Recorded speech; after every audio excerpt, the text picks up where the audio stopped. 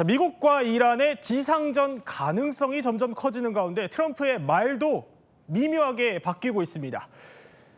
자, 쿠르드족에게 지상전을 해달라고 요청한 적은 없다. 이렇게 말하더니 이번에는 이들이 이란을 상대로 지상전을 한다면 전적으로 찬성하겠다면서 사실상 독려를 한 겁니다.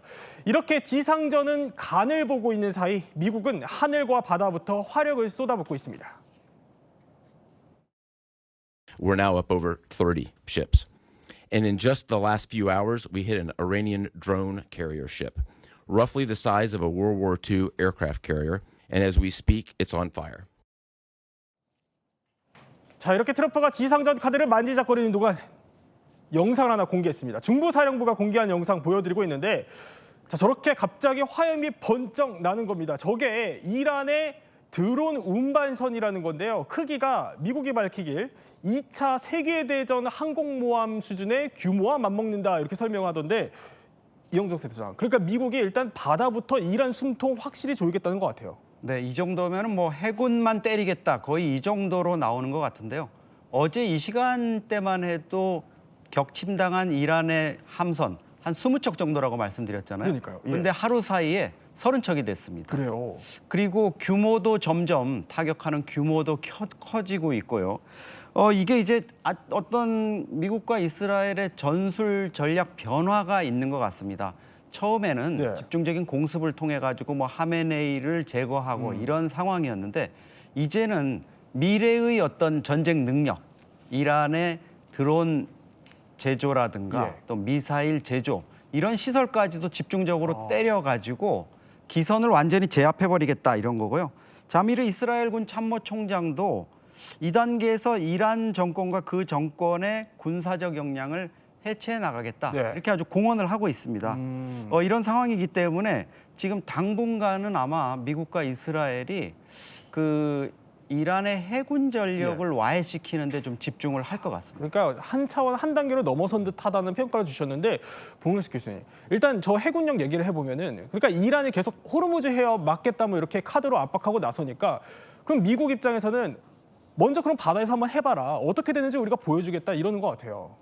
그렇죠. 이제 이스라엘과 이제 미군 사이는 일종의 이제 역할 분담이 있는 것 같아요. 그래서 이스라엘은 이스라엘에서 이란 국경 쪽으로 이제 서에서 동으로 진격을 하고, 이란 혁명수비대의 수비대 그 사령부와 군사 시설을 제거하는 게 주 목적이라면은 미국의 역할은 이제 제공권을 완전히 장악하고 이란의 해군을 무력화시켜서 나중에 말씀드릴 기회가 있을지 모르겠지만, 이란 내에서 이제 민주화 세력이 거리로 나온다든지 아니면 쿠르드 민병대가 이란 국경을 넘어서 이란 국내로 진압할 때 이란 혁명대가 그것을 진압하는 능력을 애초에 제거하는 그런 목적을 지금 수행하고 있는 것을 보이기 때문에, 결국엔 다음 단계는 이 혁명수비대는 핵심 기둥을 파괴한 다음에 정치적인 전환을 가져와야 됩니다. 이제 군사작전이 끝나면 정치작전이 시작돼야 되는데, 트럼프 대통령이 과연 그런 보관이 있는가, 여기에 대해서는 아직도 워싱턴 내에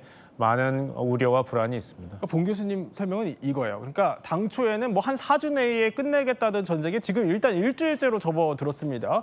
보신 것처럼 긴장은 계속되고 전쟁 단계도 이제 점점 높아지고 있는데, 보면은 첫 번째 1단계는 하메네이 제거, 2단계는 방공망 파괴. 지금 이거는 진행 중인 걸로 보이는데, 자, 미국과 이스라엘은요, 이제 작전이 다음 단계로 넘어가고 있다, 이렇게까지 언급을 했는데, 그러니까 다음 단계라는 게 마영선 대사님, 이거 세 번째 단계, 혁명수비대 같은 핵심 기둥을 파괴하겠다, 이게 가능합니까?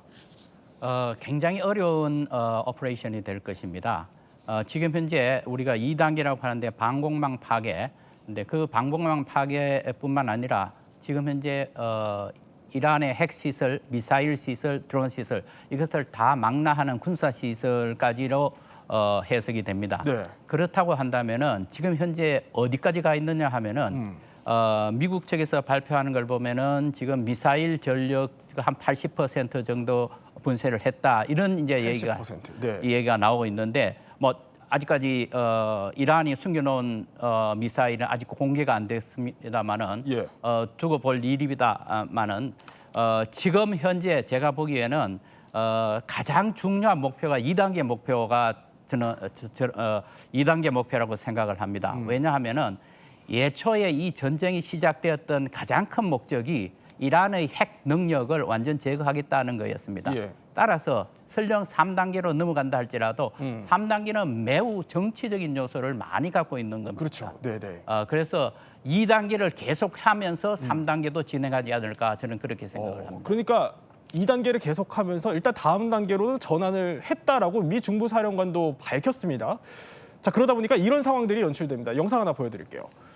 자, 보면은 저게 경납고 안에 있는 전투기로 추정이 됐는데 저렇게 경납고 안에 있는 것까지 폭격을 하고요. 다 보면은 또 다음 장면이 있습니다. 중부사령부에서 이것도 공개했어요. 저렇게 미사일 발사대까지 폭격하는 장면들을 연달아서 지금 공개를 하고 있는데, 그러니까 이영종 세트장 네. 이제는 이 수준이 아니라 이런 걸 만들어낸 생산 기지들까지 하나하나 폭격하겠다 이런 건가요? 그렇습니다. 지금 영상에 보시면은 뭐 2m, 7m, 10m 이렇게 그 렌즈의 그 폭이 나오는데 저 정도로 정밀하게 정말 경납고에 숨겨진 항공기와 차량까지 들어가서 때릴 정도거든요. 이런 부분들이 지금 거의 다 와해돼 가지고 뭐 8, 90% 제거가 됐다 이렇게 되는데 지금 남은 전투기와 또 텔, 그러니까 이동식 발사대까지 다 와해를 시켜서 이제 미사일이 있어도 쏠 수가 없는 이런 상황으로까지 이제 만들겠다는 거거든요. 초기에 호르무즈 해협이라든가 이런 데를 이제 지키기 위해 가지고 그 해군 제공권 이런 부분들을 다 이제 완전히 장악을 한 이런 상황이 되고요. 다음 단계로 이제 넘어가면서 벌써 한 200개 이상의 목표를 제거했다는 그런 얘기들까지 나오는데 결국은 이게 조만간에 이루어지는 또 벌써 이루어졌다고 보도 나오는 뭐 쿠르드족의 그 지상군 진입 또 미국에 있을지 모르는 미군의 어떤 지상 전력의 투입 이런 부분까지도 보다 안전하게 작전을 수행하기 위한 거를 염두에 둔 것 같습니다. 자, 이렇게 아까 잠깐 봤던 것처럼 해상 작전은 물론이고요. 하나하나 요격하는 것까지 다 공격을 한 데 이어서 이번에는 이런 영상도 또 공개를 했습니다. 조금 전에 공개한 건데요. 자, 전략 폭격기 3대장 중에 하나죠. 하늘의 요새로 불리는 B-52가 출격하는, 작전을 위해서 출격하는 저런 영상까지 보란 듯이 공개를 했습니다. 그러니까 중부사령부의 의도는 마치 이란이 이거를 좀 봤으면 좋겠다라는 속내가 깔린 걸로 해석이 되는데, 자, 이제 3단계로 사실상 접어든 걸로 보이니까 그러니까 이란 체제를 떠받드는 그런 기둥들, 본 교수님, 이런 핵심 기둥들을 좀 무너뜨리려면 앞서 봤던 바다, 뭐 하늘도 당연히 장악을 해야 되지만 결국 지상전 카드를 꺼내들 수밖에 없을 것 같다는 생각이 들어요. 보니까 쿠르드족이 벌써 전투에 활용할 차량을 대거 사들였다. 이런 보도까지 나오던데요. 예, 보도에 따르면은 대이란 지상전에 투입될 가능성이 있는 크루드 민병대가 일제 차량 50대를 구매했다. 그래서 이제 결국에는 시간 문제라는 이야기가 나오지만 저는 좀 조심스러운 게 하려면 할 수 있지만 그 효과가 트럼프 행정부가 기대하는 것만큼 클까? 저는 이 장면을 많이 봤습니다. 90년, 91년도에 이라크 후세인 정권이 쿠웨이트 침공했을 때 유엔군이 해방을 시켰지 않습니까? 그때 미국이 주도하는 저런 이라크의 이제 군대 그리고 군사 시설을 원거리 미사일을 정밀 타격해서 파괴하는 장면을 CNN에서 많이 봤어요. 그래서 그때 CNN 인기가 확 올라갔죠. 실시간 보도를 해서. 그다음에 2003년에 부시 행정부도 이라크 침공할 때 저런 식으로 첨단 미사일이 정말 창문을 뚫고 들어가서 정밀 타격하는 걸 보면서 승리를 선언했지 않습니까? 네. 근데 결과는 지상군이 들어가서 장악을 해야 되거든요. 축출을 하고. 근데 미군은 들어가기 싫은 거예요, 지금. 그러니까 자꾸 크루드 민병대만 얘기하는데 저는 육군 병장 제대를 했는데 그때 상사가 항상 하시는 말이 야, 뭐 공군 멋있지, 전투기 모니까 해군 멋있지, 배 타고 하니까. 근데 전쟁은 육군이 하는 거야. 들어가서 점령을 하고 통치해야 돼. 이런 얘기를 했는데 그 말이 자꾸 다시 생각납니다. 그러면 이쯤 되니까 우리가 쿠르드족 얘기를 하니까 트럼프의 진짜 속내가 사실 뭔지는 좀 궁금합니다. 그러니까 이겁니다. 오늘까지의 트럼프의 발언을 종합해보면 대리전을 쿠르드족한테 부탁한 적은 없지만 공격을 해주면 뭐 훌륭한 일이고 찬성은 한다. 아니 그렇다고 한데 이제 만약에 쿠르드족이 정말로 이란이랑 정면 충돌을 하더라도 이게 미국이 그냥 모르는 일처럼 될 분위기는 아니잖아요. 이 문제는 굉장히 민감합니다.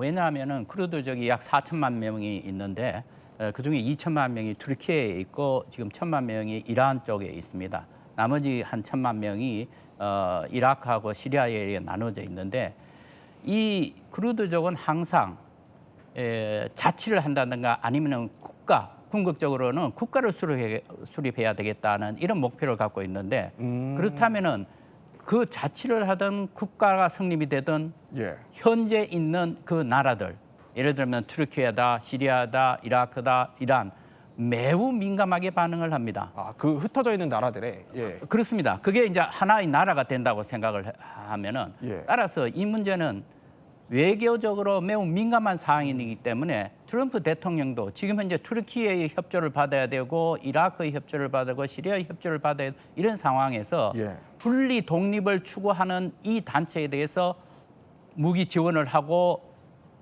여기에 참전해 달라고 요청했다는 이 사실을 결코 밝힐 수가 없을 겁니다. 그래서 이 문제는 공식적으로는 미국 정부에서 인정하지 않는 상황에서 비밀리에 계속 진행될 것으로 보입니다. 비밀리에 진행될 거다. 그러니까 뭐 한꺼번에 우리가 쿠르드족을 전격적으로 뭐 지금 지지는 한다고 하지만 뭐 전격적으로 지원을 하겠다 이런 입장 발표까지 시간이 좀 걸릴 수도 있다 이런 설명이신 거예요. 공식적으로 지원을 하겠다라는 그런 얘기까지도 하기가 굉장히 어렵습니다. 아, 어렵군요. 예. 그러나 지금 과거의 지금 상황을 보면은 ISIS를 격퇴를 할 때 네. 미국 쪽에서 쿠르드 민병대를 활용을 했습니다. 그런 사례가 여러 차례가 있거든요. 그렇기 때문에 공공연히 쿠르드족의 민병대의 역할을 이용을 하겠지만은 공식적으로 인정은 안 할 겁니다. 근데 외신 보도들은 이래요. 이영주 센터장 보면은 CNN은 CIA가 이란 내부의 그 봉기를 유도하기 위해서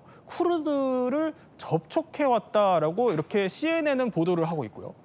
또 보면은 쿠르드 세력 이란 내에서 군사 작전을 준비 중이다라는 다수의 외신 보도들도 이렇게 나오는데, 그러니까 쿠르드족이 전투 차량을 지금 준비하고 있는 것까지 만약에 사실이라면 지상군 투입은 사실 시간 문제일 것 같긴 하거든요. 그러면 전쟁이 끝날래야 더 끝낼 수 없을 것 같은데. 네, 생각보다는 이게 좀 길어질 것 같습니다. 예. 미국과 이스라엘이 하메네이를 전격적으로 제거하고 공습을 한 이튿날인 3월 1일 날 트럼프 대통령이 쿠르드 쪽 지도자들과 통화를 했다고 하잖아요. 네. 이게 이제 트럼프 대통령은 물론 그런 부분에 대해서 부인을 하고 있지만 아마도 지금 CNN 등이 보도하는 거 보면 CIA, 미 중앙정보국이 사전에 물밑 작업을 했다는 겁니다. 그러니까 공습을 하고 나서 뭘 쿠르드족과 접촉을 한 게 아니라 네. 이미 CIA가 상당히 오랜 기간에 걸쳐서 물밑 작업을 해왔을 거고, 이거는 아마 작년 6월에 미드나잇 해머 작전이라든가 이런 걸 할 때 네. 혹은 더 훨씬 이전부터 CIA가 이쪽 지역, 이란이라든가 이라크라든가 뭐 튀르키예에 있는 이 쿠르드족 족장들이라든가 또는 군부 세력이라든가 거기에 정당 지도자들이라든가 이런 사람들에서 유사시에 미국을 도울 수 있는, 또 지상전 당시에는 투입할 수 있는 예. 이런 작업들을 해놓은 것 같습니다. 자, 다만 이제 뭐 마 대표님 설명처럼 트럼프가 뭐 여러 가지 정치적인 이유로 명확한 지원을 밝히고 있지 않은 상황에서, 그런데 쿠르드계 여론도 마냥 썩 좋지는 않습니다. 과거 그 미국과 손을 잡기도 했지만 전략적 가치가 다하면 저버려지기도 했던 만큼 우리를 장기판의 말로 취급하지 말라 이런 목소리도 나옵니다. 실제로 이란에 투입된다고 한들 이 쿠르드족이 탱크 같은 중무기가 없다 보니까 판세를 바꾸기도 어렵다는 분석도 나옵니다. President Trump says that the goal is regime change. The next day, it seems to be something else.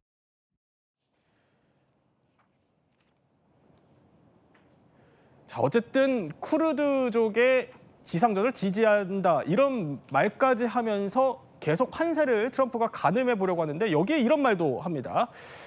자, 보면은 하메네이 아들 용납 불가하다. 그러니까 유력하게 하메네이 차남이 후계자로 거론이 되니까 이 용납 불가하다. 거기다 아니 여기에 내가 관여해야 한다 이렇게 말을 하더니 지금 이란 상황이 수습되기도 전에 중남미에 있는 쿠바까지 무너질 거다 이렇게 얘기를 합니다. 봉 교수님, 감당이 가능하겠어요? 트럼프 대통령이 여러 가지 말을 하고 있죠. 그 말은 여러 가지 질문을 상대해야 되기 때문에 말이 더 많아지고, 말을 많이 하다 보니까 무슨 말을 하는지 과연 명확한 계획을 가지고 이란전을 시작했는지 여기에 대한 의문이 더 심해지는 경향이 있습니다. 뭐 쿠르드 민병대 환영한다 하는데 쿠르드족이 미국 쪽으로 돌아선 거는 90년대 사담 후세인 이라크 정권이 학살을 했기 때문에 미국 쪽에서 싸웠거든요. 네. 그리고 2003년 이라크 전쟁에서도 미국 측에서 지원을 했는데 미국이 사실상 그것은 받아들이면서도 쿠르드족을 전쟁 끝나자마자 버렸습니다. 그래서 다시 정치적 포악과 학살을 모면할 수 없었기 때문에 이번에 미국을 지원한다 하더라도 그렇게 네. 녹록지 않을 것이고 그리고 여기서 보도에서 정확하게 얘기한 대로 탱크도 변변한 게 없기 때문에 전세의 결정적인 역할은 할 수 없습니다. 즉 미국 지상군을 대체할 만한 것은 아니고 약간의 도움이 된다는 것이고 또 우리가 명심해야 될 건 이란이 단일 민족 국가가 아니에요. 페르시안 인구가 60% 미만이기 때문에 만약 쿠르드족 참전을 미국이 지지하고 자치권이라도 허용한다면은 네. 다른 소수민족도 일어나서 우리도 이란 내부에서 우리의 나라를 세우겠다면은 이란은 조각조각 납니다. 이란이 트럼프가 바란 대로 제2의 베네수엘라가 되는 것이 아니라 제2의 시리아, 이라크가 돼서 아이시스가 다시 나오고 정말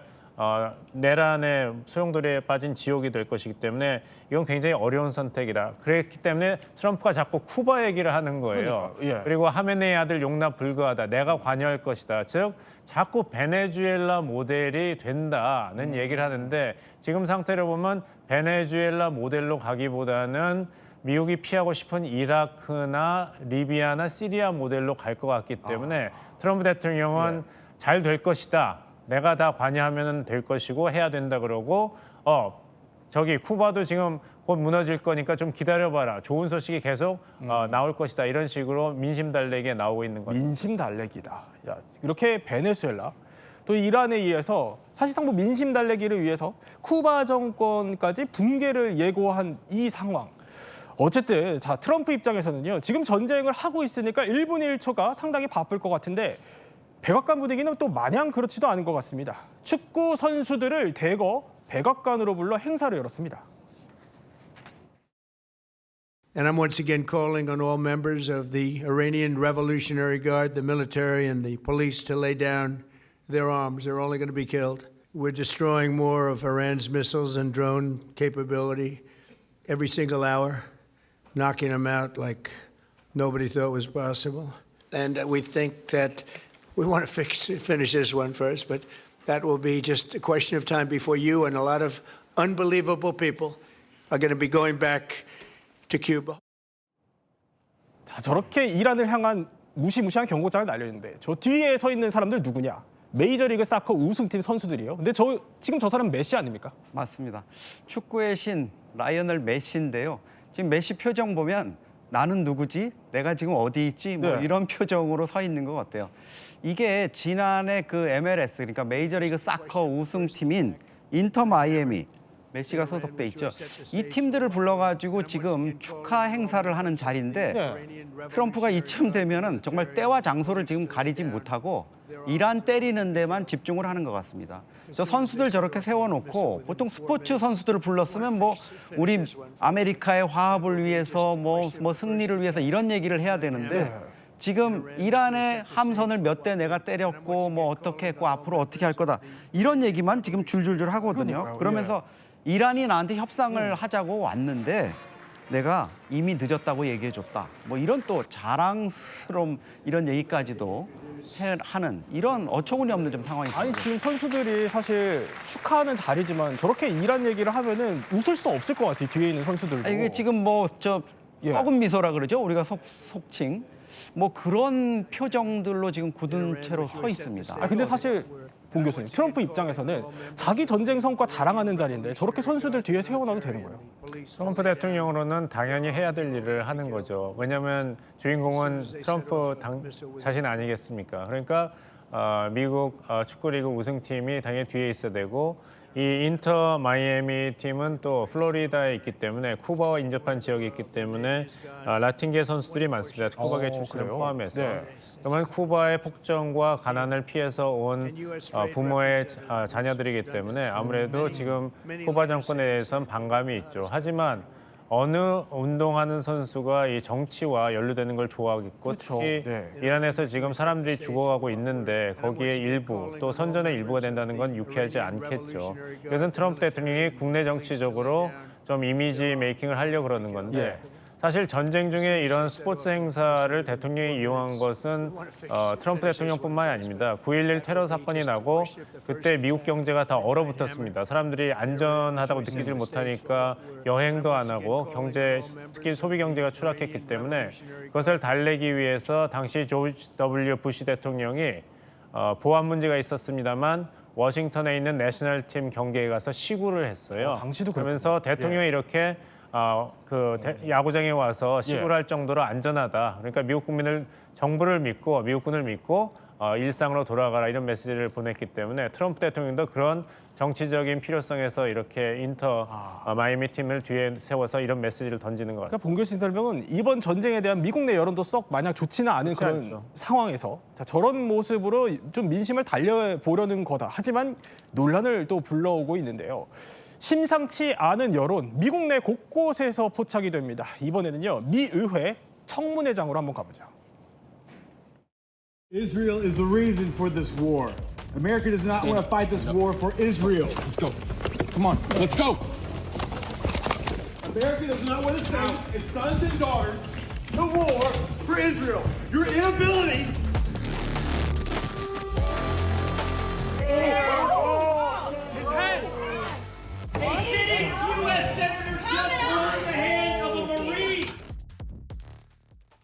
이영선 대장, 저 끌려나가시는 저분 지금 보니까 군복 입은 것 같거든요. 지금 대체 무슨 상황이에요? 네, 브라이언 맥기니스라는 분인데요. 예. 해병대 예복을 입고 지금 상원 군사위원회 청문회에 출석을 했습니다. 그 자리에 이제 참관을 하러 온 건데요. 근데 이 자리에서 이 사람이 이스라엘을 위해서 우리 미국 병사들이 죽고 싶지 않다. 네. 이런 식으로 이제 이번 트럼프의 이 전쟁이 이스라엘을 위한 거, 그러니까 네탄야후를 위한 거다. 이런 식으로 이제 얘기를 한 거죠. 그러다 보니까 네이비실 출신의 공화당 상원 의원인 팀 히시와 이런 사람들이 이 맥기니스를 지금 억지로 끌어내고 있습니다. 그러다가 저 문 사이에 끼어서 이제 팔이 부러진 건데요. 이래서 이제 상원에서 이날 사실 민주당이 주도해가지고 트럼프 대통령에 대한 전쟁 권한을 좀 제한하는 이런 결의안까지 발의한 이런 자리였는데 결국 부결이 됐습니다. 그렇군요. 자, 이렇게 트럼프를 향한 부정적인 여론의 틈바구니, 이란이 놓치지 않겠죠. 보면은요, 이란은 이렇습니다. 미국의 본사를 든 유조선이 이란의 공격을 받아서 구멍이 뚫리게 됐다는 겁니다. 자, 사진 하나 보여드릴게요. 이 사진으로 지금 추정이 되는데 저렇게 저 선박에 큰 구멍이 뚫렸다는 건데 문제는 이게 호르무즈 해협에서 한 800km 정도 더 떨어진 곳에서 이런 일이 벌어졌다라는 겁니다. 지금 여기까지 이런 상황이 벌어질 정도라서 유가가 지금 거의 뭐 한 $80까지 올라갔는데 마대사님, 그러니까 이란 입장에서는 결국 유가가 계속 오르면 이 트럼프 얼마나 버틸 수 있겠냐 이러는 것 같아요. 예, 그 지금 현재까지 상황을 보면은 이란으로서는 바로 그 작전을 쓰고 있는 것 같습니다. 얼마 전에 걸프 국가들에 대한 무차별도 공격을 했지 않습니까? 거기도 민간 시설, 정유 시설까지도 포함되어 있습니다.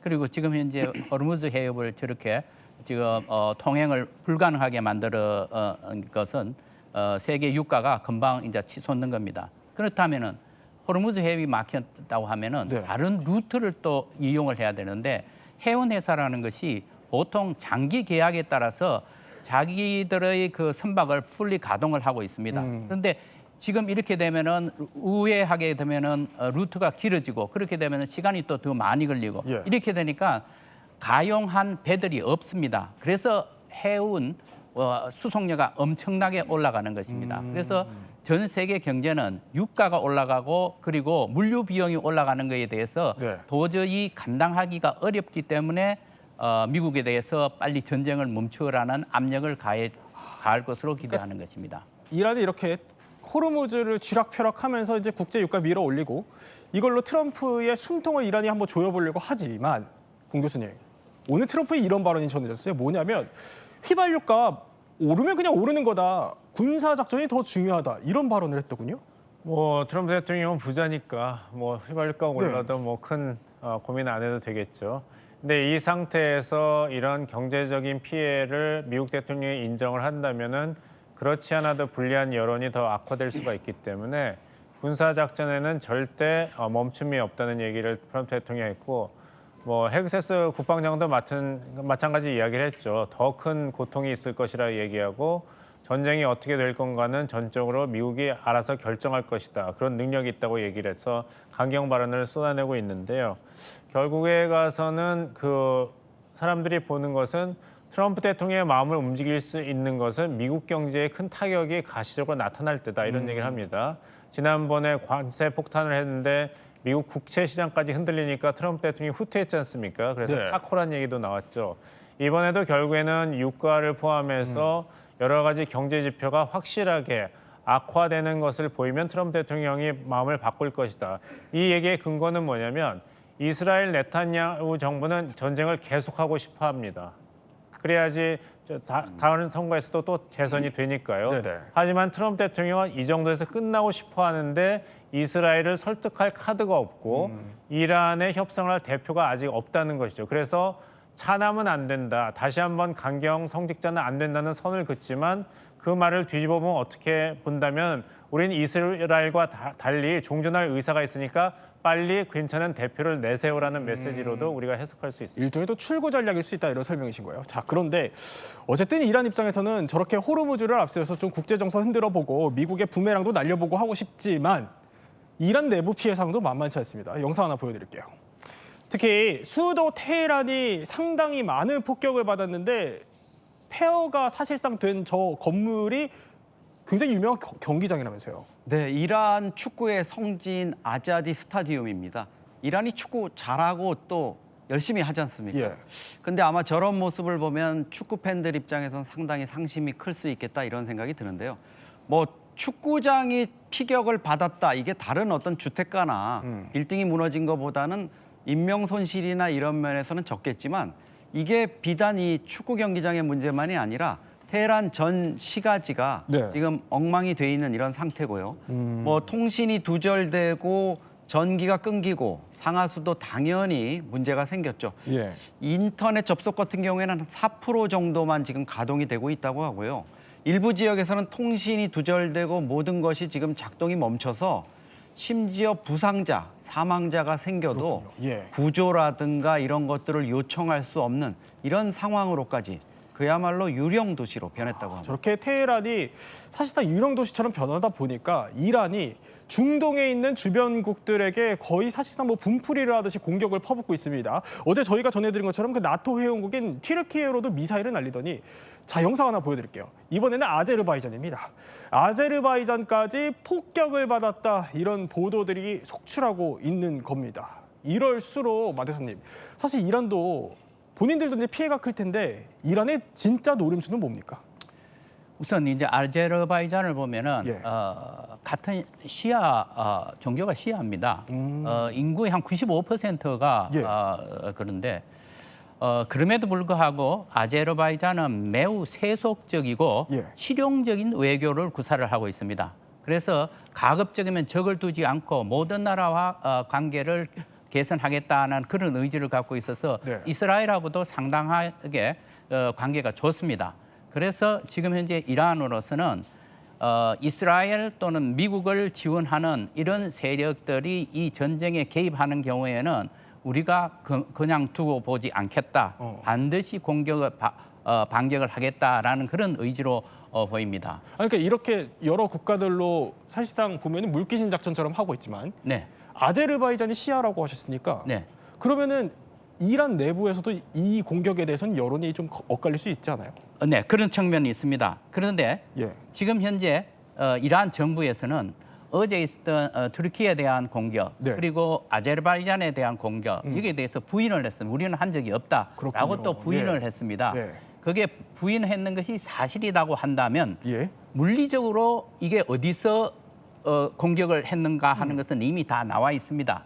그 말은 제가 보기에는 지금 현재 지휘부가 완전히 와해된 이란 정부에서 예. 지휘 통제 이 메커니즘이 잘 움직이고 있을까라는 데 대한 의심이 있습니다. 그러니까 이란이 우왕좌왕하고 있는 거다. 그렇기 때문에 저렇게까지 주변국으로 서슴없이 공격을 퍼붓고 있는 거다. 이런 분석이시군요.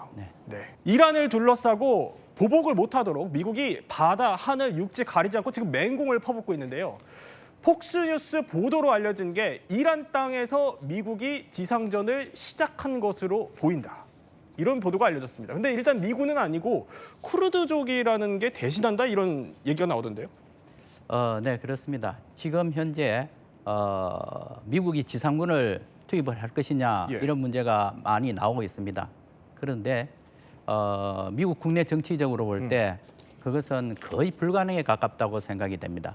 근데 지금 현재까지 보면은 미군이고 또 이스라엘군이고 공군력과 해군력을 분쇄하는 데 주력을 하고 있습니다. 네. 그렇다면은 지금 이제 지상군의 문제는 어떻게 되느냐? 그러니까 미국이 들어올 수 없기 때문에 지상군 투입이 필요하다고 한다면은 예. 다른 세력, 외부 세력이 들어와야 되는데 그게 지금 쿠르드 군이 아니냐라는 그런 보도가 나오고 있고 개연성이 충분히 있습니다. 개연성이 충분히 있다. 네. 그러니까 대사님 보시기에도 개연성이 있다. 예, 개연성이 있습니다. 그런데 문제가 뭐냐면은 어느 정도 규모냐 하는 겁니다. 지금 현재 쿠르드 군 내에서는 예.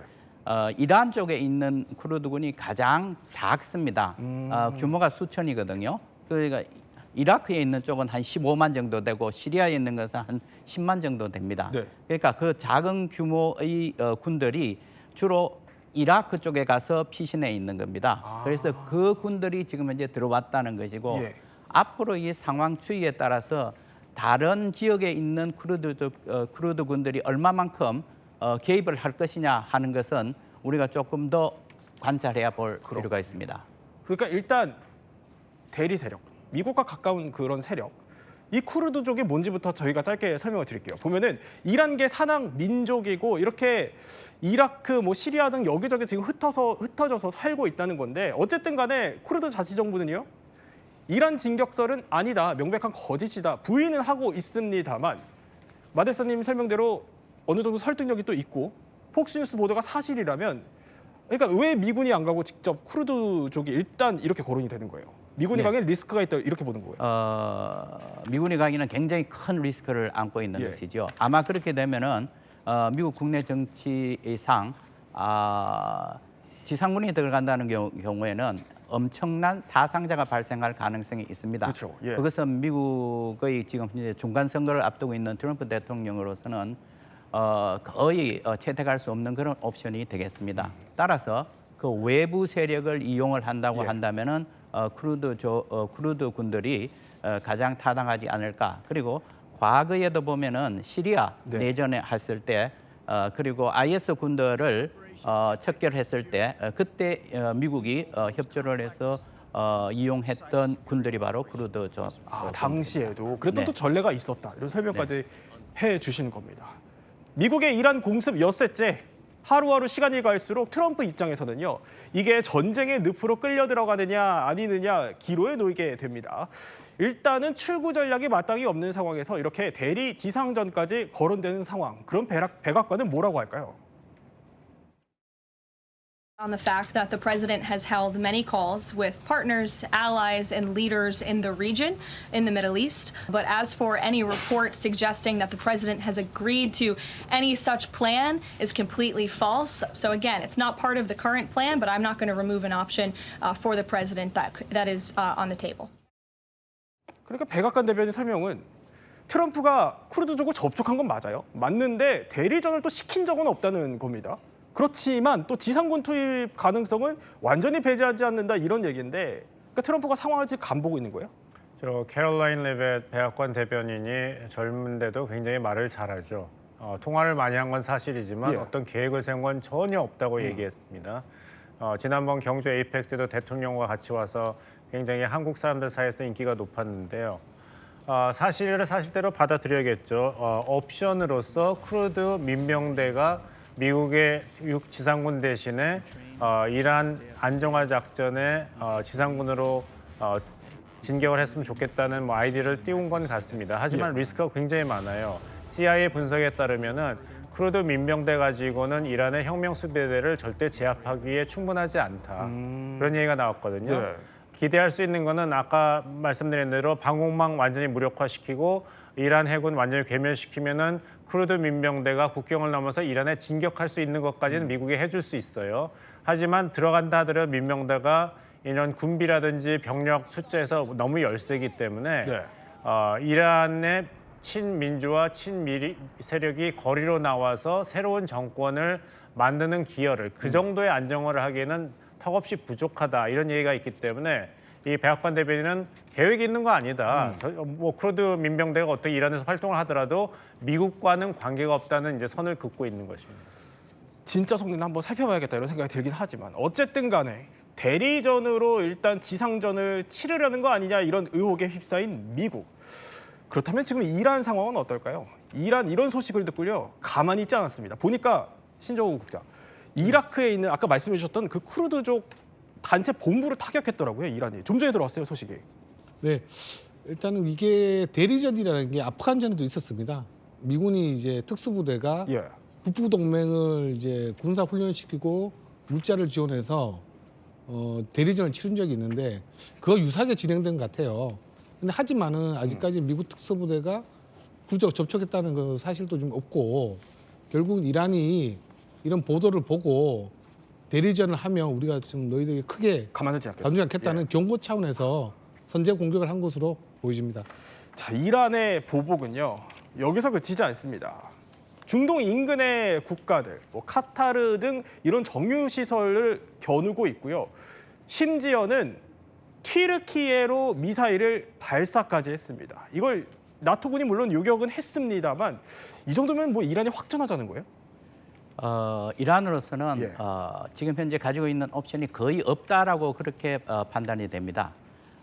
주변에 있는 아랍 국가들, 그 산유국들이지요. 네. 그 걸프 지역에 있는 국가들에 대해서 지금 현재 보면은 거의 무차별로 공격을 하고 있는데 지금 이란으로서는 그 방법이 그나마라도 주변에 있는 국가들로 하여금 미국에 압력을 넣어서 빨리 종전하는 방향으로 끌어가게 하기 위한 것이 아니냐라는 그런 생각입니다. 마찬가지 차원에서 지금 튀르키예에 대한 이 공격도 어떻게 보면은 지금 나토에 대한 이제 공격이라고 그렇게 해석이 될 수 있는 겁니다.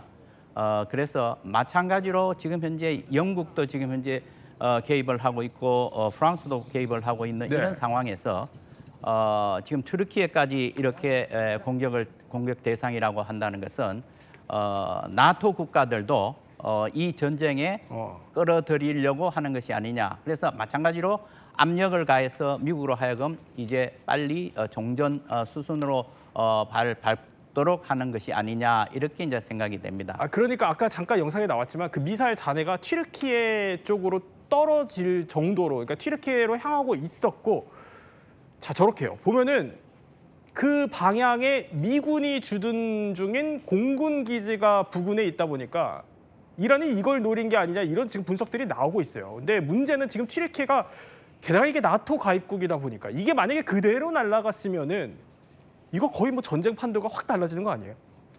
이제 작년 6월에 미국과 이스라엘이 이란 핵시설 3곳을 공격해서 완전 파괴를 했죠. 그런데 그때 하메네이가 살아있을 때 최고 지도자로 즉각 반격을 하지 않고 기다렸다가 카타르에 있는 알 우데이드 미군 기지로 미사일을 14발 발사했습니다. 근데 미국 측에 미리 알려줬기 때문에 아무도 다치질 않았어요. 일종의 약속 대련이었죠. 이번엔 다릅니다. 바로 반격을 했고 전쟁에서 승기를 잡는 것보다는 확전입니다. 물귀신 작전, 선이 없는 것이에요. 복수를 하고. 그래서 전쟁의 그 고통을 높임으로써 미국이 이런 군사활동을 접거나 아니면 나토가 미국 편에서 지원을 하지 않게 하는 일종의 경고를 계속 보내고 있는 것이죠. 그래서 이번에 튀르키예가 나토 회원국이고 지역 국가이기 때문에 먼저 그런 이란의 보복 그리고 미사일 발사라는 형태를 띤 이런 경고를 먼저 받은 것으로 보입니다. 자 이렇게 이란의 물귀신 작전, 그러니까 주변 국가들로 계속해서 중동 10개국까지 지금 상황이 번지더니 이제는 나토까지 확전 기로에 놓인 상황이 된 겁니다. 그렇다 보니까 주변국들이 슬슬 무기를 좀 챙겨야겠다 비상이 걸렸습니다. 보면은 아랍에미리트가 신국장님, 아니 우리 기술로 만든 어제 저희가 전해드렸습니다만 천궁2 이거 미사일 많이 잡았다 이런 소식은 들렸는데 지금 아랍에미리트가 더 달라고 한다면서요? 예, 지금 아랍에미리트를 이란이 반격장에 동원한 미사일 개수는 한 189기 정도 됩니다.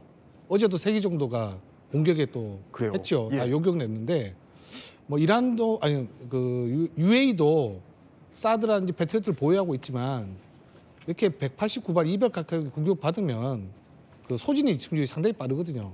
결국 앞으로 장전으로 갈 텐데 그런 소진율을 해서 우리 천궁2를 긴급 투입했고 천궁이2가 이제 그 유예를 간 지가 작년 연말에 갔습니다. 아직 그 작전 배치도 제대로 안 되는 상황인데 결국 이게 실전에 투입돼 가지고 요격을 성공했다는 거는 그만큼 우리 K방사의 우수력을 보여주는 거고요. 네. 일부 언론 보도에 보면 이게 우리 LI넥스 직원이 군사작전에 같이 동원됐다는 얘기 있는데 그건 사실이 아니고 일부 연들이 기술 지원을 간 거지 절대 뭐 버튼을 누르거나 그런 사실은 없는 걸로 확인하고 있습니다. 네, 이런 취재까지 해주셨는데 이렇게 네. K방산이 전쟁 가운데 지금 주목을 받고 있지만 반 교수님 우려스러운 부분도 사실 조금 있어요. 뭐냐면 주한미군 지금 재배치 문제예요. 이게 그러니까 중동으로 주한미군의 병력, 무기를 보내는 것 아니냐 이런 목소리가 어제부터 슬금슬금 나오더니 오늘 주한미군 입장이 나왔어요. 제가 그래픽으로 보여드리면 주한미군 입장이 이겁니다. 앞서서는 이제 안규백 국방부 장관, 청와대 고위 관계자가 이러한 입장을 내놨었는데 주한미군은 전력자산 재배치 여부를 언급 안 하겠다. 그러니까 긍정도 부인도 안 하는 뉘앙스인데 우리도 북한을 맞대고 있으니까 그러니까 우리도 일단 주한미군의 병력과 특히 무기 가운데선 우리가 꼭 지켜야 될 건 있잖아요. 그렇죠. 지금이 이제 타이밍적으로 어떻게 보면 절묘한 게 있는데 지금의 시나리오를 현실 세계에서 접목할 수 있는 그런 측면이 있습니다. 그게 뭐냐면 지금 자유의 방패 연합연습이 위기관리 연습이 3일부터 6일까지 지금 진행되고 있고 9일부터 19일까지는 이제 CPX하고 FTX라고 이제 훈련이 시작돼요. 그런 상황에서 증원군까지 지금 와 있는 상태고 네. 그런 상태에서 주한미군이 차출이 돼버리면 한반도 정부가 이런 상황에서도 전력이 빠져나갈 만큼 다른 한반도 밖의 정부가 중요하다는 식으로 인식될 수 있잖아요. 그러니까 한반도 안정과 그다음에 억제, 그다음에 북한의 오판 이런 것을 어떤 상쇄하기 위해서 사실은 이렇게 모호성으로 유지한 거라고 봐야지고요. 그리고 한국과 미국이 주한미군 차칠 가능성에 대해서 그냥 가만히 방관하는 것보다 네. 사실은 협의를 하는 것 자체가 사실 한미 동맹 결속력 차원에서도 의미는 있는 것이죠. 그렇군요. 트럼프 미국 대통령 결국 여기까지 가려는 걸까요? 천문학적인 돈이 들고 또 미국 여론도 만만치 않아서 힘든 지상전 카드 말입니다. 정말 지상전이 임박이라도 한 듯 미국이 대리 세력과 이란 지상전에 착수했다 이런 외신 보도까지 지금 나오고 있는 상황입니다. 전황이 갈수록 거칠어지고 있는데 트럼프는 또 한 번의 참수 작전까지 예고했습니다. Their leadership is just rapidly going. Everybody that seems to want to be a leader, they end up dead. But if we didn't do the B-2 attack a number of months ago, they would have a nuclear weapon. And 자, 그러니까 이란 지도자가 되려는 사람들 모두 죽는다. 이런 섬뜩한 경고까지 날린 겁니다. 그러니까 반미 성향의 리더가 이란에서 차기에 나와도 똑같이 참수할 수 있다 이런 건데 자 말만 거친 게 아닙니다. 행동도 거칩니다. 일단 바다로 한번 가보죠. 이게 미국이 공개한 영상입니다. 보면은 저렇게 레이더에 잡혀 있는데 군함에서 큰 폭발이 일어납니다. 저게 지금 이란 군함이라는 건데 반 교수님 대체 무슨 일입니까? 예, 저 화면 자체가 2차 세계대전 진짜 뭐 태평양 전쟁을 보는 것 같아요. 네.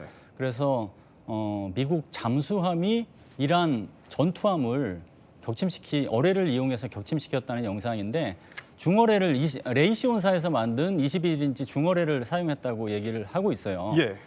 그래서 사실은 지금 전선이 보면 지상의 주요 핵심 표적에 대한 타격에서 네. 전선이 해상으로 확장되고 있다. 그 얘기는 뭐 해상 이게 뭐 함대 결전이라는 표현을 하는데 함대 결전까지는 아니지만 해상 전투 단계까지도 확장되고 있는 게 좀 보여지고요. 네. 그리고 이게 얼마나 이제 파괴력이 있는가 이거 심리전 측면도 있거든요.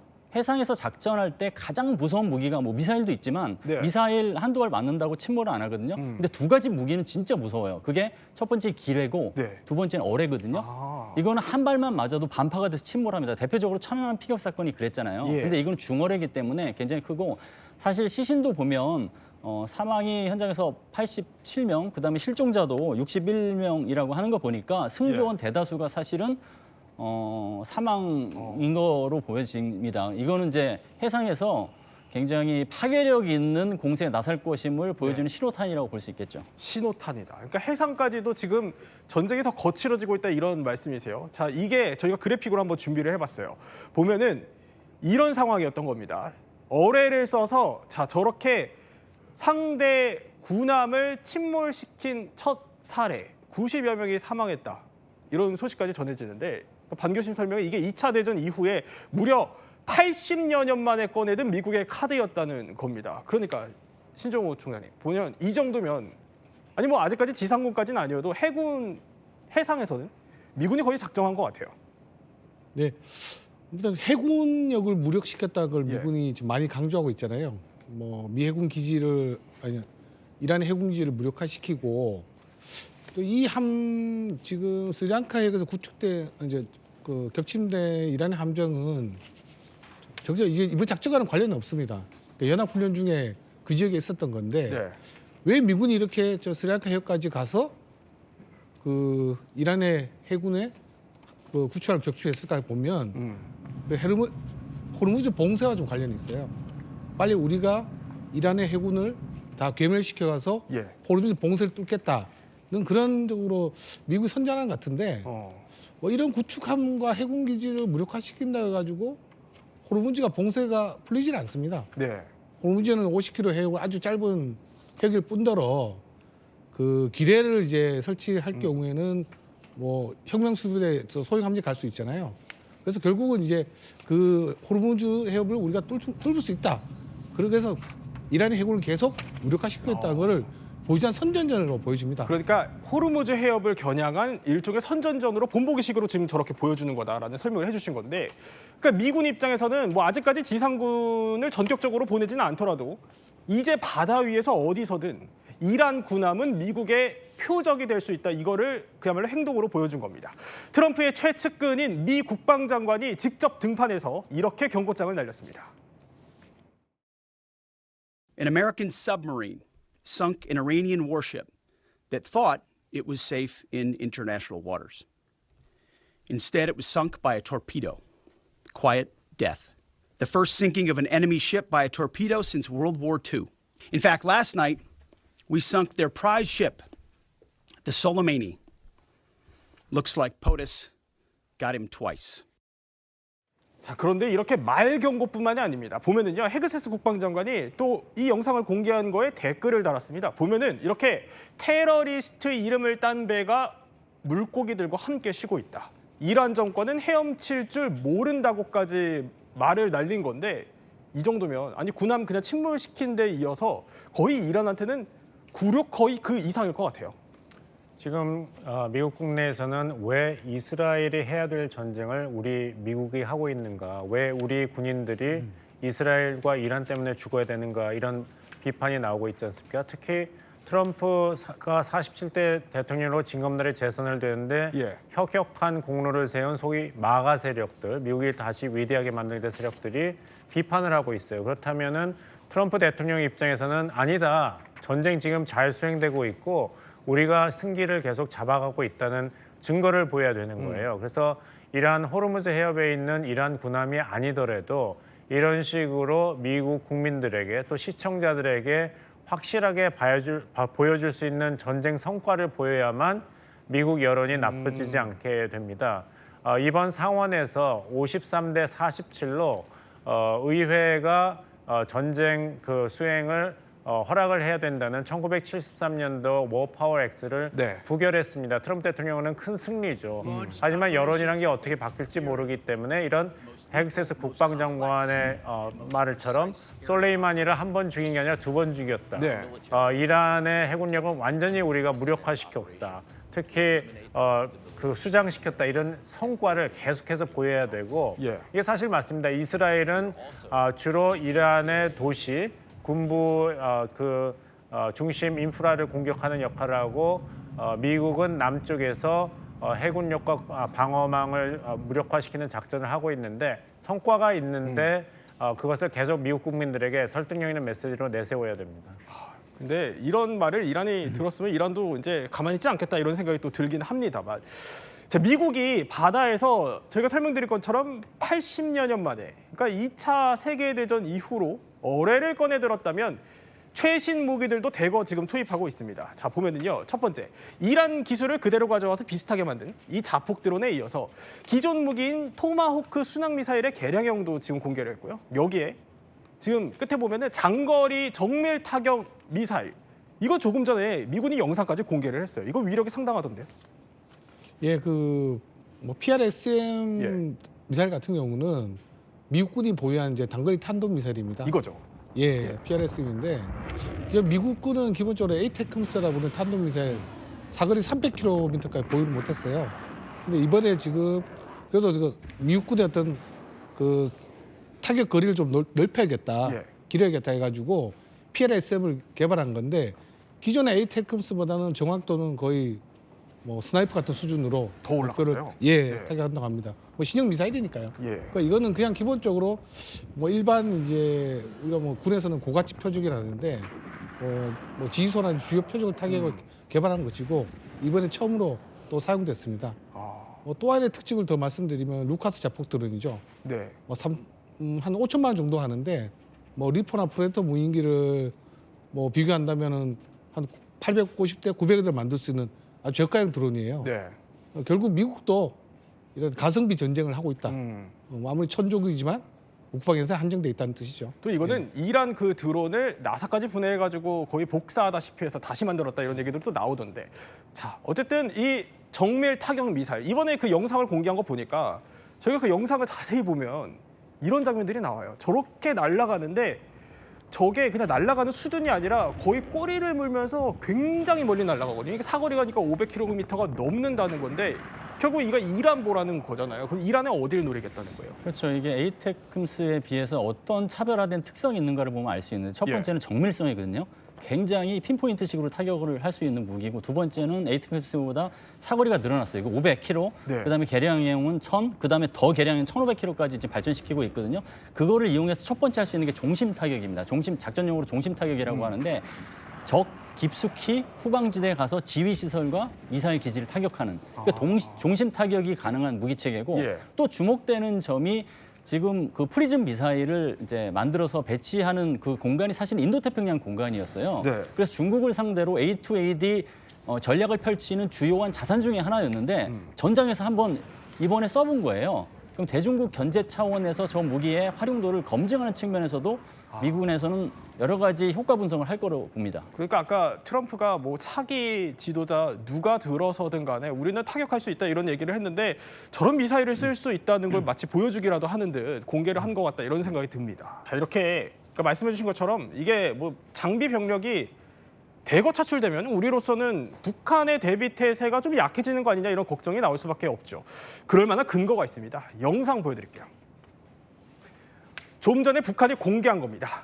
이 조선중앙TV를 통해서 5,000톤급 신형 구축함이다. 그런 최연호라는 이 구축함이 이번에 운항을 시작했다라면서 김정은이 저렇게 당당하게 탄 모습까지 공개했는데 뭐 하는 겁니까? 예, 최연급 구축함은 그 순항 미사일뿐만 아니라 그 함대지 탄도탄까지 발사를 할 수 있습니다. 그래요? 예. 그 함인데 뭐 북한 최신 함정인데요. 아직까지는 성능청에서는 뭐 정확히 모르겠습니다. 어쨌든 뭐 최신 함정을 많이 모방해서 건조한 함정으로 뭐 미사일 캐리어 같은 함정이라고 볼 수 있겠습니다. 지금 보면은 아니 한 발만 쏜 게 아니고 보면은 한 발, 두 발, 또 이어서 세 발 계속 나와요. 그러니까 네 발. 보면 이게 한두 대의 발사관이 실린 게 아니다 이런 생각이 드는데 5발까지. 자, 그런데 이게 마치 트럼프를 보라는 것 같습니다. 보면요, 일단 저 자리에 김정은이 러시아식 모자라는 걸 쓰고 나왔습니다. 이게 샤프카 모자라고 하는데 러시아 전통 모자입니다. 그러니까 트럼프 말고 저 모자요.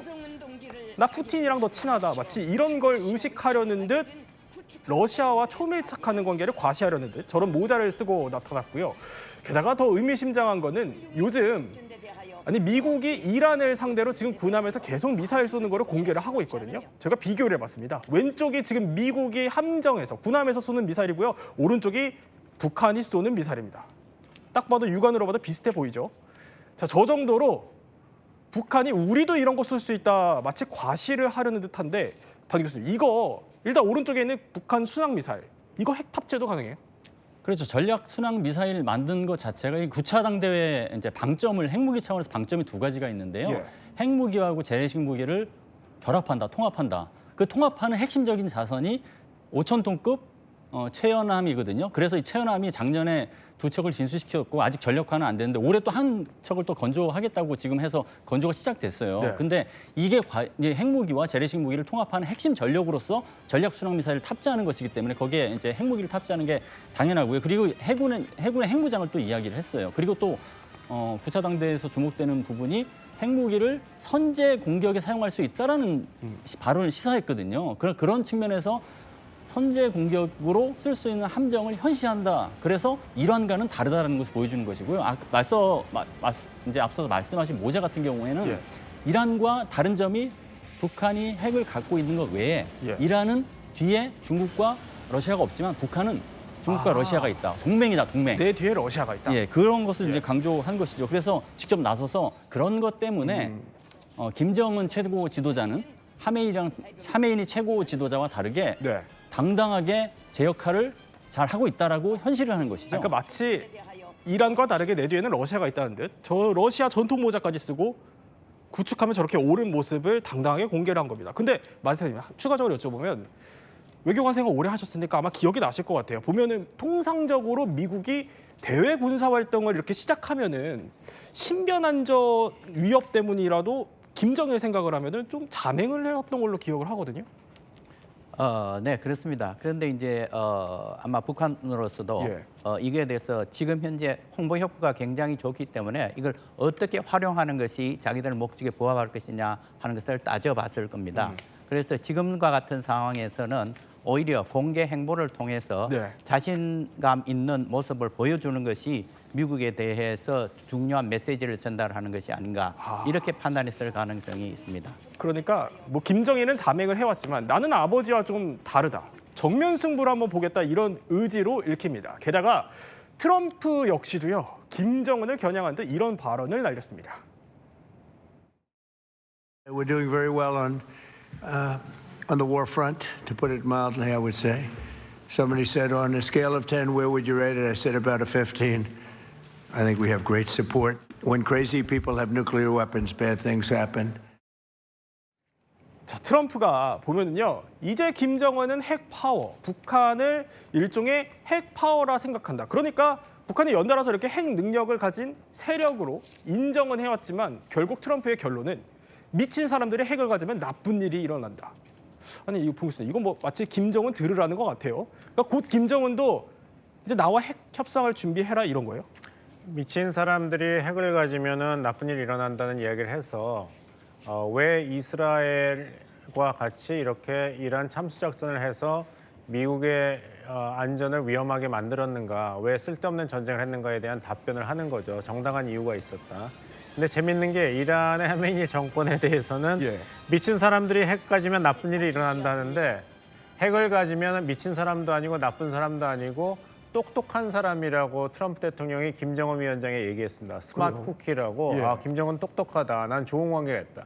그러니까 이란은 아직 북한같이 핵실험을 한 것도 아니고 미국을 칠 수 있는 ICBM 개발도 한 것이 아니기 때문에 빨리 제거해야 된다 하지만 북한은 다르거든요. 이미 핵탄두가 있고 장거리 미사일에 탑재할 수가 있기 때문에 다른 방식을 취하는 것이고 또 북한이 보복한다고 생각한다면 예.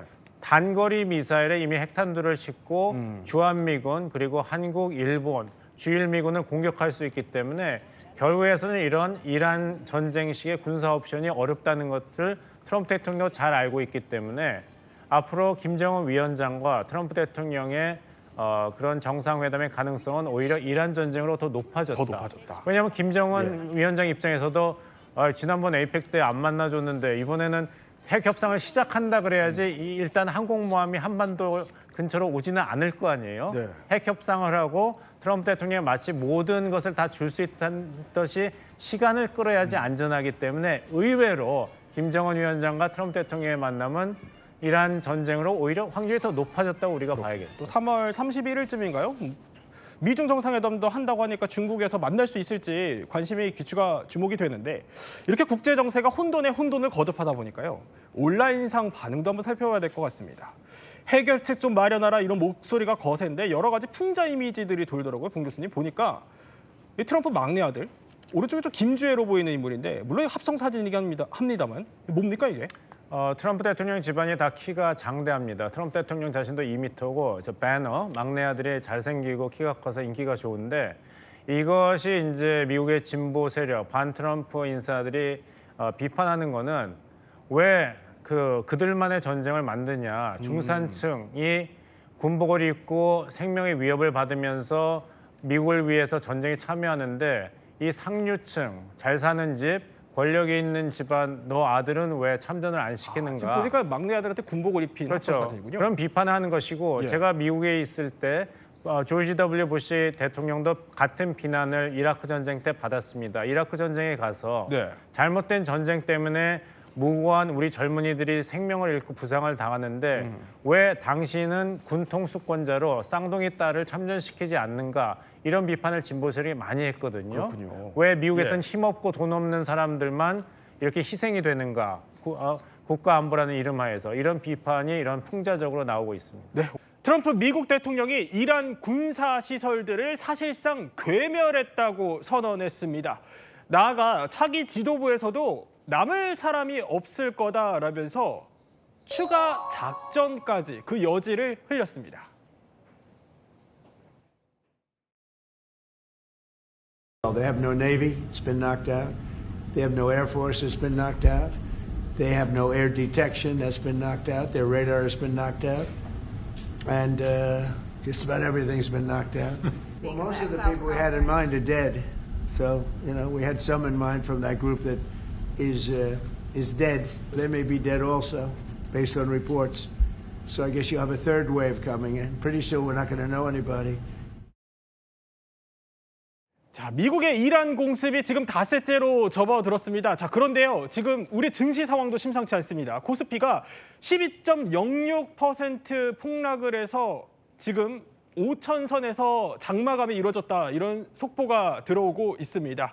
자, 이뿐만이 아니라 코스피 역대 최대 하락률을 기록하고 있고요. 이게 9.11 테러 직후를 넘어섰다. 이런 분석들이 나오고 있습니다. 지금 증시 상황이 심상치 않은데 여기에 더해서 지금 원달러 환율도 10원 넘게 급등을 해서 1,476.2원에 마감했다라는 상황이 전해지고 있고요.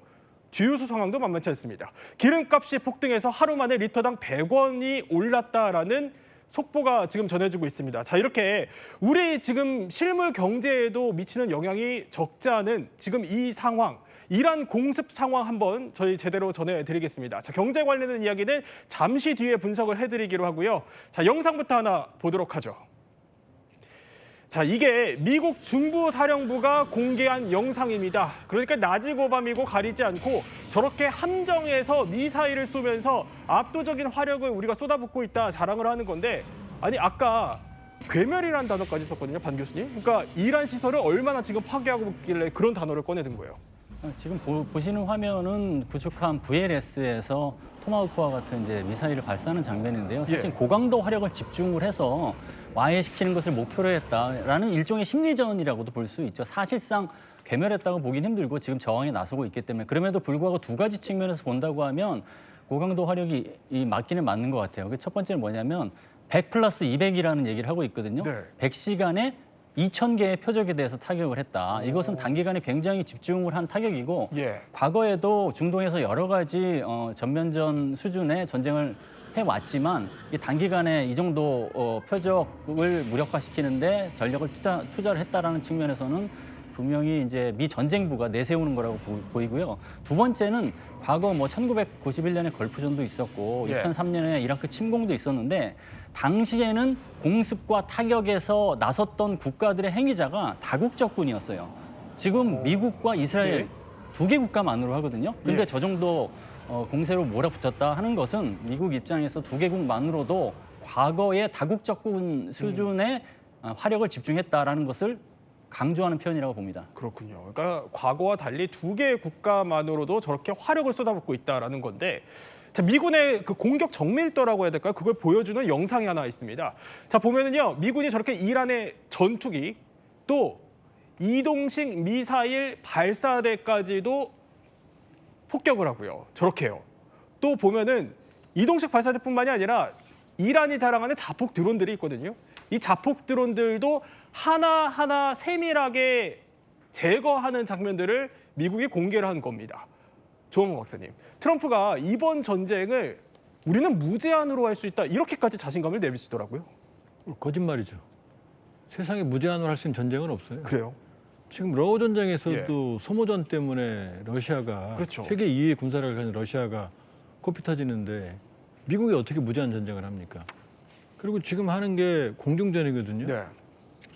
지금까지 가장 큰 공중전이 2차 세계대전 때 BOB, 배틀 오브 브리튼이라고 히틀러가 노보해협을 못 건너니까 제어권이 없으니까 수천 대의 항공기, 폭격기, 전투기를 보냈지만 결국은 영국 장악을 못했거든요. 네. 근데 지금 제공권만 가지고 전쟁을 한다? 저 미사일이 제거, 제가 아까 드론 제거하는 모습 나왔지만 예.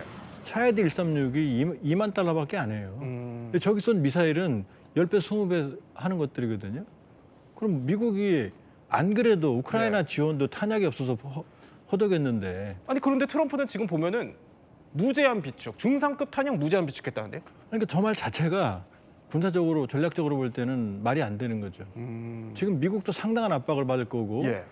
아마 길어야 이란의 저가 샤헤드 136이나 저가 무기 공세에 대응할 수 있는 미군의 이 방공력이나 타격력은 지금 현재와 같은 상황은 며칠 유지를 못할 거예요. 그렇군요. 그러니까 우리 조한모 박사님 설명은 트럼프가 저렇게 자신감 있게 얘기는 하지만 실제로 그 탄약 비축량 자체가 그렇게 썩 무제한으로 갈 정도는 아닐 거다라는 분석을 주신 거예요. 당연하죠. 왜냐하면 일단 이지스함 안에 이 수직 발사대 자체가 제한돼 있고 많아야 100개에서 120개거든요. 그렇군요. 그 재고 채원 한두 번 채우면 끝나거든요. 자, 이렇게 전쟁이 이제 장기화 국면으로 접어드냐 아니냐 이 기로에 서 있는 상황에서 이대로 접진 않겠다, 이런 트럼프의 자신감 찬 목소리도 한번 들어보시죠.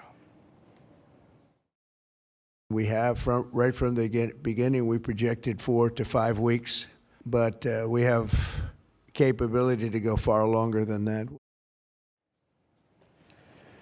자, 저희가 지금부터 전문가들과 특집으로 자세히 한번 분석을 좀 해보려고 합니다. 물론 홍익범 편집장님, 미국도 드론이 있어요. 있긴 그렇죠. 있지만 어쨌든 간에 이란이 보면은 자꾸만 이렇게 3천만 원짜리 정도 되는 자폭 드론을 퍼붓고 있고, 미국은 이걸 잡기 위해서 한 60억 원짜리 되는 요격 미사일을 동원해야 되는 이런 상황인데, 미국으로서는 이제 말씀하셨던 것처럼 미사일 재고가 바닥나기 전에 어쨌든 이 상황을 끝내는 게 제일 좋다 보니까 아니 전략 폭격기 3대장을 결국 다 출격시켰더군요. 예, 맞습니다. 뭐 기본적으로 미국이 저 전면전을 할 때는 대체로 저 3대장이라고 해서 이 3총사들이 다 나가긴 합니다. 네네. B2 같은 경우는 아무래도 제일 개전 초기에 적 방공망이 무력화되기 전에 침투하고, 그다음에 B1B하고 B52가 그 후속 타격을 맞는 이런 관점인데, 아무래도 B52 정도면은 화력 면에서 기존의 어떤 폭격기, 그러니까 일반적인 전투기, 전폭기들에 비해서는 뭐 탑재하는 무기 화력의 양도 많고 동시에 또 원거리 타격이 가능하니까 아무래도 전략 이런 한 국가에 대한 전면전을 해야 될 때는 어떤 공중 화력 수단으로서 빼놓을 수가 없죠. 여기에 또 어떤 한 대가 투입할 수 있는 화력의 양이라는 측면에서는 아무래도 오래됐지만 여전히 가성비가 굉장히 높은 이런 물건이기 때문에 이번에도 역시 출동을 한 걸로 보입니다. 그렇군요. 자, 이렇게 전략 폭격기 이제 삼총사라고까지 하셨는데 그걸 다 꺼내 들었다는 건 좋은 것 같아요. 어쨌든 간에 트럼프도 이거 전쟁 좀 길게 끌어봤자 우리한테도 손해다라는 걸 알고 있다 이런 뜻으로 읽히기는 해요. 근데 또 비용만 따져보면 첫날만 거의 1조 원 넘게 썼어요. 왜 그러냐면 지금 이란이 샤헤드 136을 한 대 보내면 예. 패트리어트 미사일로 요격을 하게 되면 이거 400만 불이거든요. 그러니까 이 가성비가 나오질 않죠. 그러니까 지금 역대 최대의 공습을 하는 건 맞습니다. 네. 근데 중요한 건 뭐냐면은 1990년 걸프전 때는 8월에 쿠웨이트 사태가 터졌는데 미국이 공습을 하는 거 다음에 1월이었거든요.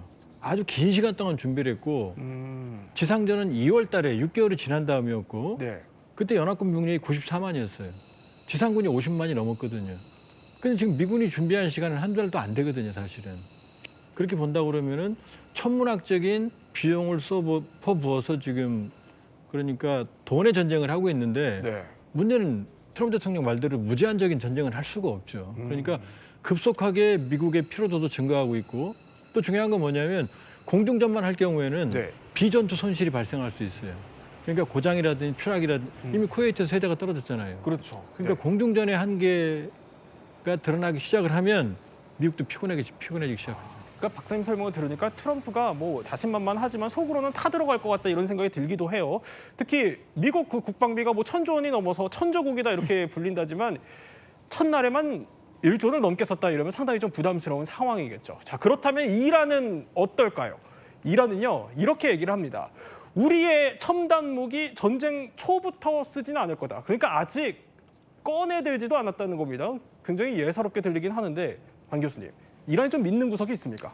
그렇죠. 미국이 돈이 많고 무기가 많다. 하지만 이란은 지정학적인 강점이 있고 지략이 있고 무장정파가 있다. 이렇게 요약될 수 있는 것 같아요. 한 4가지 정도의 이란의 패가 있는 것 같은데요. 첫 번째는 말씀하신 대로 재고량을 관리합니다. 무기의 재고량을. 처음에는 저가형 이런 거 쓰고 진짜 지금까지는 잼만 날렸고 어퍼컷은 따로 갖고 있다. 아, 진짜 이거는, 따로 갖고 있다. 이거는 제때 어떤 최적의 시기에 전략적 효과를 위해서 쓸 것이다라고 굉장히 그 비축량을 어떤 관리하는 측면이 강하거든요. 그런 측면이 이제 하나가 있고 두 번째는 플랜 B를 가동시킨다는 겁니다. 플랜 B 시나리오는 뭐냐면 과거와 이제 달라진 지점이 뭐냐면 민간인을 볼모로 잡아서 빨리 미국과 이스라엘이 퇴각하도록 종용하는 그게 뭐냐면 걸프국에 대한 민간인 피해를 사실 리스크가 있음에도 불구하고 악재가 있음에도 불구하고 돌파구로 마련해서 쓰는 플랜 B 전략을 가동시키고 있는 게 있거든요. 네. 그게 있고 세 번째는 지정학적 그 강점 그 지리적 강점을 활용하기 위해서 홍해를 이제 호르무즈 후협을 이제 볼모로 삼는 것이죠. 그래서 이게 이란만의 문제가 아니고 국제사회 전체의 문제다라고 얘기함으로써 국제사회가 나서 주게끔 하는 그런 것도 가동시키기 있는 것이고 마지막으로 무장정파, 후티 반군, 헤즈볼라 같은 무장정파를 활용해서 소모전으로 국면을 전환시키려고 하는 패를 들고 있다고 봅니다. 그런데 아까 이제 최첨단 무기도 남아있다라고 해서 재고도 재고지만 그 2가지 정도가 거론이 되더라고요. 첫 번째가 이제 극초음속 미사일 파타흐 이걸 좀 믿는 구석으로 본다라는 분석들이 나오던데 이게 그렇게 대단해요? 이 파타흐 같은 경우는 사실 극초음속 미사일이라고 하기 좀 애매한 게 속도는 빨라요. 다만 어떤 극초음속 무기로 분류되려면 이게 도립체가 굉장히 상당히 높은 수준으로 기동을 해야 되는데 그 정도는 아니고 탄두에 방향 전환 노즐이 있어가지고 그 종말 단계에서 방향을 바꿀 수 있는 좀 더 능동적으로. 끝 단계에서 이제 기동을 막 바꿀 수 있는 거군요. 그렇죠. 그러니까 뭐 기동을 막 뭐 복잡하게 하지는 못해도 방향을 좀 급하게 바꾸는 정도는 가능하니까 요격이 쉽지는 않습니다. 실제로 2024년, 2025년에 이스라엘에 대해서 썼던 걸로는 얘기는 하는데 다만 이게 지금 이거를 이스라엘이 요격을 했는지 아닌지가 좀 불분명하게 해요. 왜냐면은 워낙 많은 미사일을 쐈고 그중에 어떤 게 요격이 됐고 어떤 실패했는지 종류별로 딱 분간은 못했기 때문에 다만 어쨌든 요격 난이도가 상당히 높은 거는 맞습니다. 아무래도. 아니 그러면은 뭐 이스라엘 당시 아이언돔도 본인들이 흔들었다고 이렇게 주장을 하긴 했지만 이번에 저 카드를 쓸 수도 있다는 거거든요. 그런데 또 다른 믿을 구석이 하나 더 거론됩니다. 뭐냐면 자, 이스라엘 전역을 사정권에 두고 있는 호람샤르-4. 아니 이건 또 뭡니까? 이게 북한 미사일에서 본따온 거라면서요?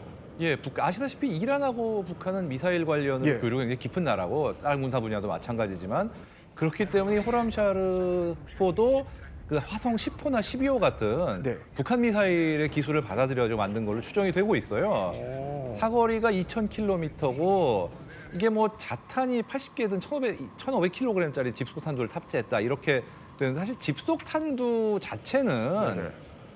그렇게 뭐 요격됐다 하면 사실 큰 문제는 아니에요. 사실 지금 이 집속탄두 그 자체보다 예. 지금 현재 좀 우려되고 있는 게 분리형 탄두. 그러니까 지금 집속탄 같은 경우는 수십 개 내지 수백 개의 자탄을 분출하는 거지만 네네. 이거 같은 경우는 굉장히 가까운 거리에서 분출하기 때문에 일반적인 탄도미사일 요격 체계 상대로는 만약 요격이 되면은 막을 수가 있는 거거든요. 근데 지금 파타폰지는 불분명하지만 최근에 보여준 이스라엘 쪽 동영상에서는 이게 날아가다가 탄두가 한 8개 정도로 분리가 되면서 내려가는데 분리형 탄두로. 그렇죠. 그러니까 이게 지금 집속탄이라기보다는 탄두가 여러 개 들어있어가지고 분리돼서 날아가는 이런 방식 아니냐. 이런 그러니까 어떤 분리형 탄두, MIRV라고 하죠. 네.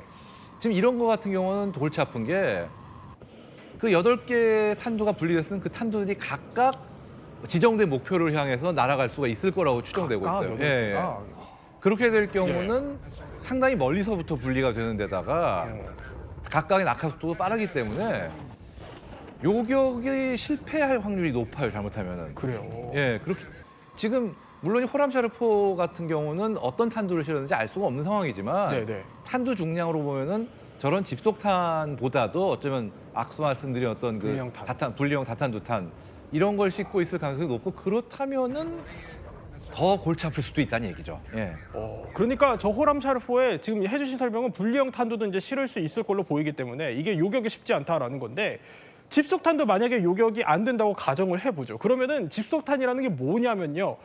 폭탄이 상공에서 폭발을 하면요. 그 속에 자폭탄 수십 개가 비처럼 쏟아지면서 이게 광범위하게 타격이 되는 겁니다. 이게 이제 워낙 대규모 민간인 희생을 또 유발을 하다 보니까 국제사회에서는 쓸 수 없게 되어 있는데 아니 이란이 진짜 수세에 몰리면 이런 것까지 꺼내들까요? 가능하죠. 왜냐하면 이 집속탄의 특징이 이렇게 생각하시면 돼요. 지금 수류탄 하나가 터지면 반경 10m 정도가 피해를 입거든요. 네. 근데 그 탄두 안에 수류탄이 보통 한 500개에서 1000개쯤 들어있다고 생각하시면 됩니다. 이게 비처럼 떨어지는 거죠. 그러니까 어마어마한 인명피해가 나는 거고요. 예. 또 하나는 지금 순문 그림이 뭐냐면 텔아비브나 이런 이스라엘의 주요 도시들이 인구 밀집 지역이거든요. 중요한 건 상공에서 요격을 해도 미사일 동체가 10m 내외거든요. 그게 떨어지면 그 자체가 또 물리적인 타격을 줘요. 그렇군요. 그러니까 지금 이란이 이스라엘이 뭐 아이언돔이다, 데이비틀링이다, 에로우다, 촘촘한 방공망이다 그러지만 요격을 해도 그 동체들이 그대로 피해를 주는 거죠. 여기다가 만일에 집속탄 같은 경우도 요격을 해도 그 집속탄이 그대로 떨어질 수 있거든요. 네. 그러니까 사실은 이스라엘도 아주 어려운 환경에 처해 있다고 봐야죠. 요격을 해도 그 집수탄이 그대로 떨어질 그대로 수도 떨어질 있다. 가능성이 그러면 있죠. 민간인 피해로 또 이어질 수 있고 이란이 이런 카드까지 지금 염두에 두고 있는지는 모르겠지만 쓸 수도 있을 가능성이 있다라는 분석을 해주신 거예요. 어쨌든 이란의 반격도 지속되고 있습니다. 보면은요 이런 영상이 포착됐습니다. 이게 두바이에 있는 미국 대사관인데요. 이란 드론으로 추정되는 것에 공격을 받는 모습 저희 보여드리고 있습니다.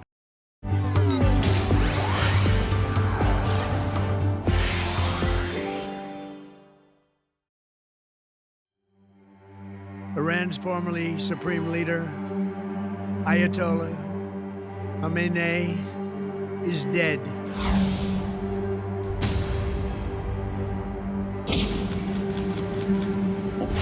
اونچنان گاهی است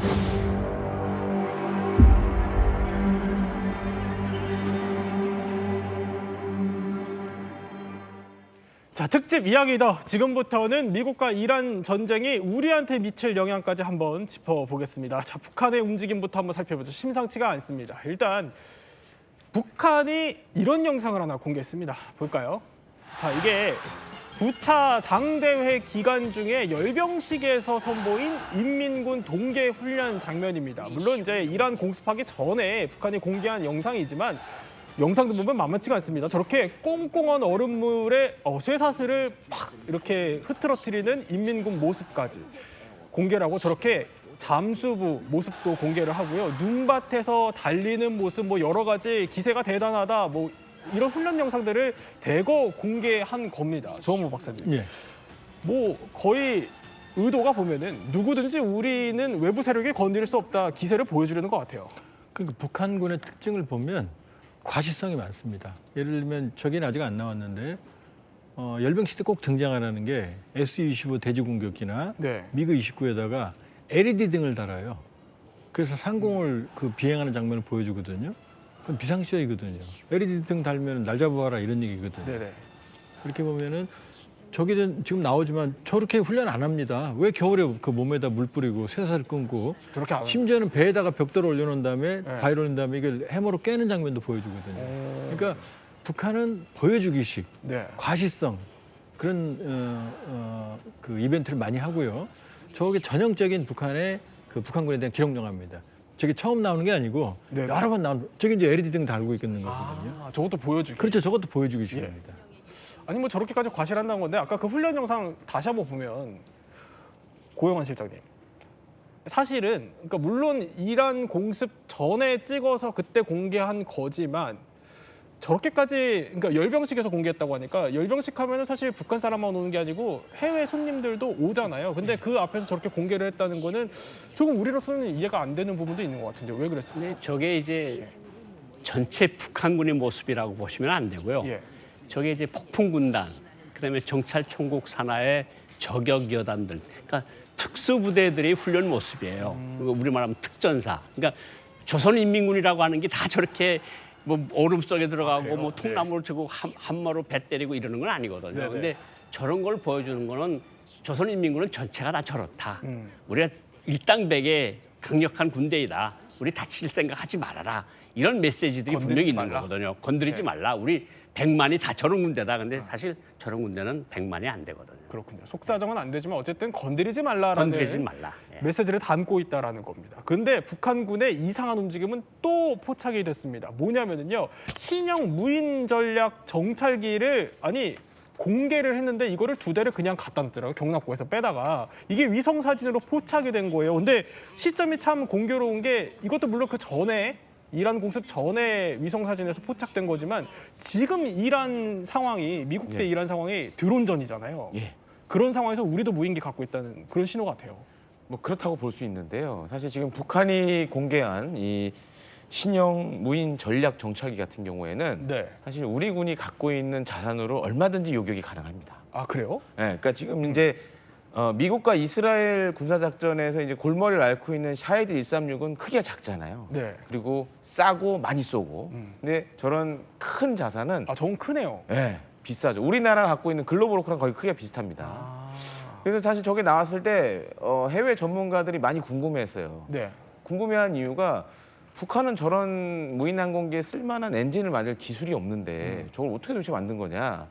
그래서 나온 결론이 뭐냐면 북한 공군이 쓰고 있는 전투기 가운데서 노후 전투기의 엔진을 빼다가 장착을 한 것 같다. 그러니까 크기나 이런 걸 봤을 때는 그런 것 같고 실제로 우리 공군이 운용 중인 글로벌 호크랑 비교해 보면 사실 북한이 만든 저 무인기는 성능이 미지수입니다.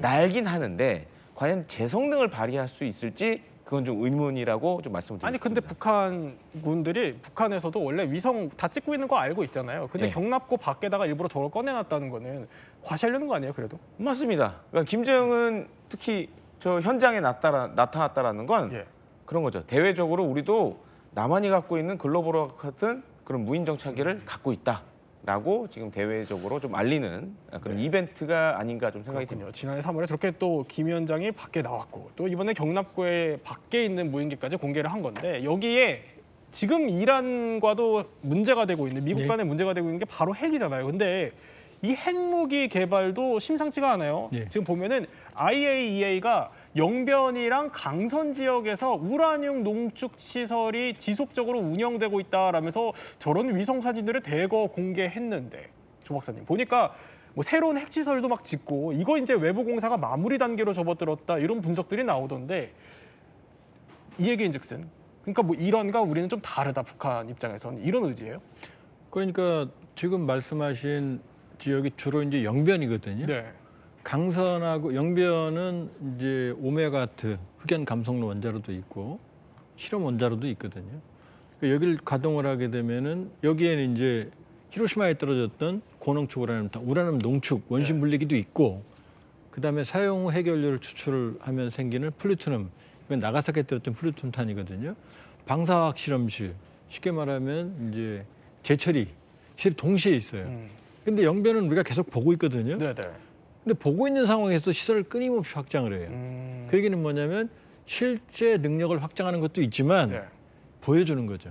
다 보고 있거든요. 네. 다 보고 있는 걸 알고 있거든요.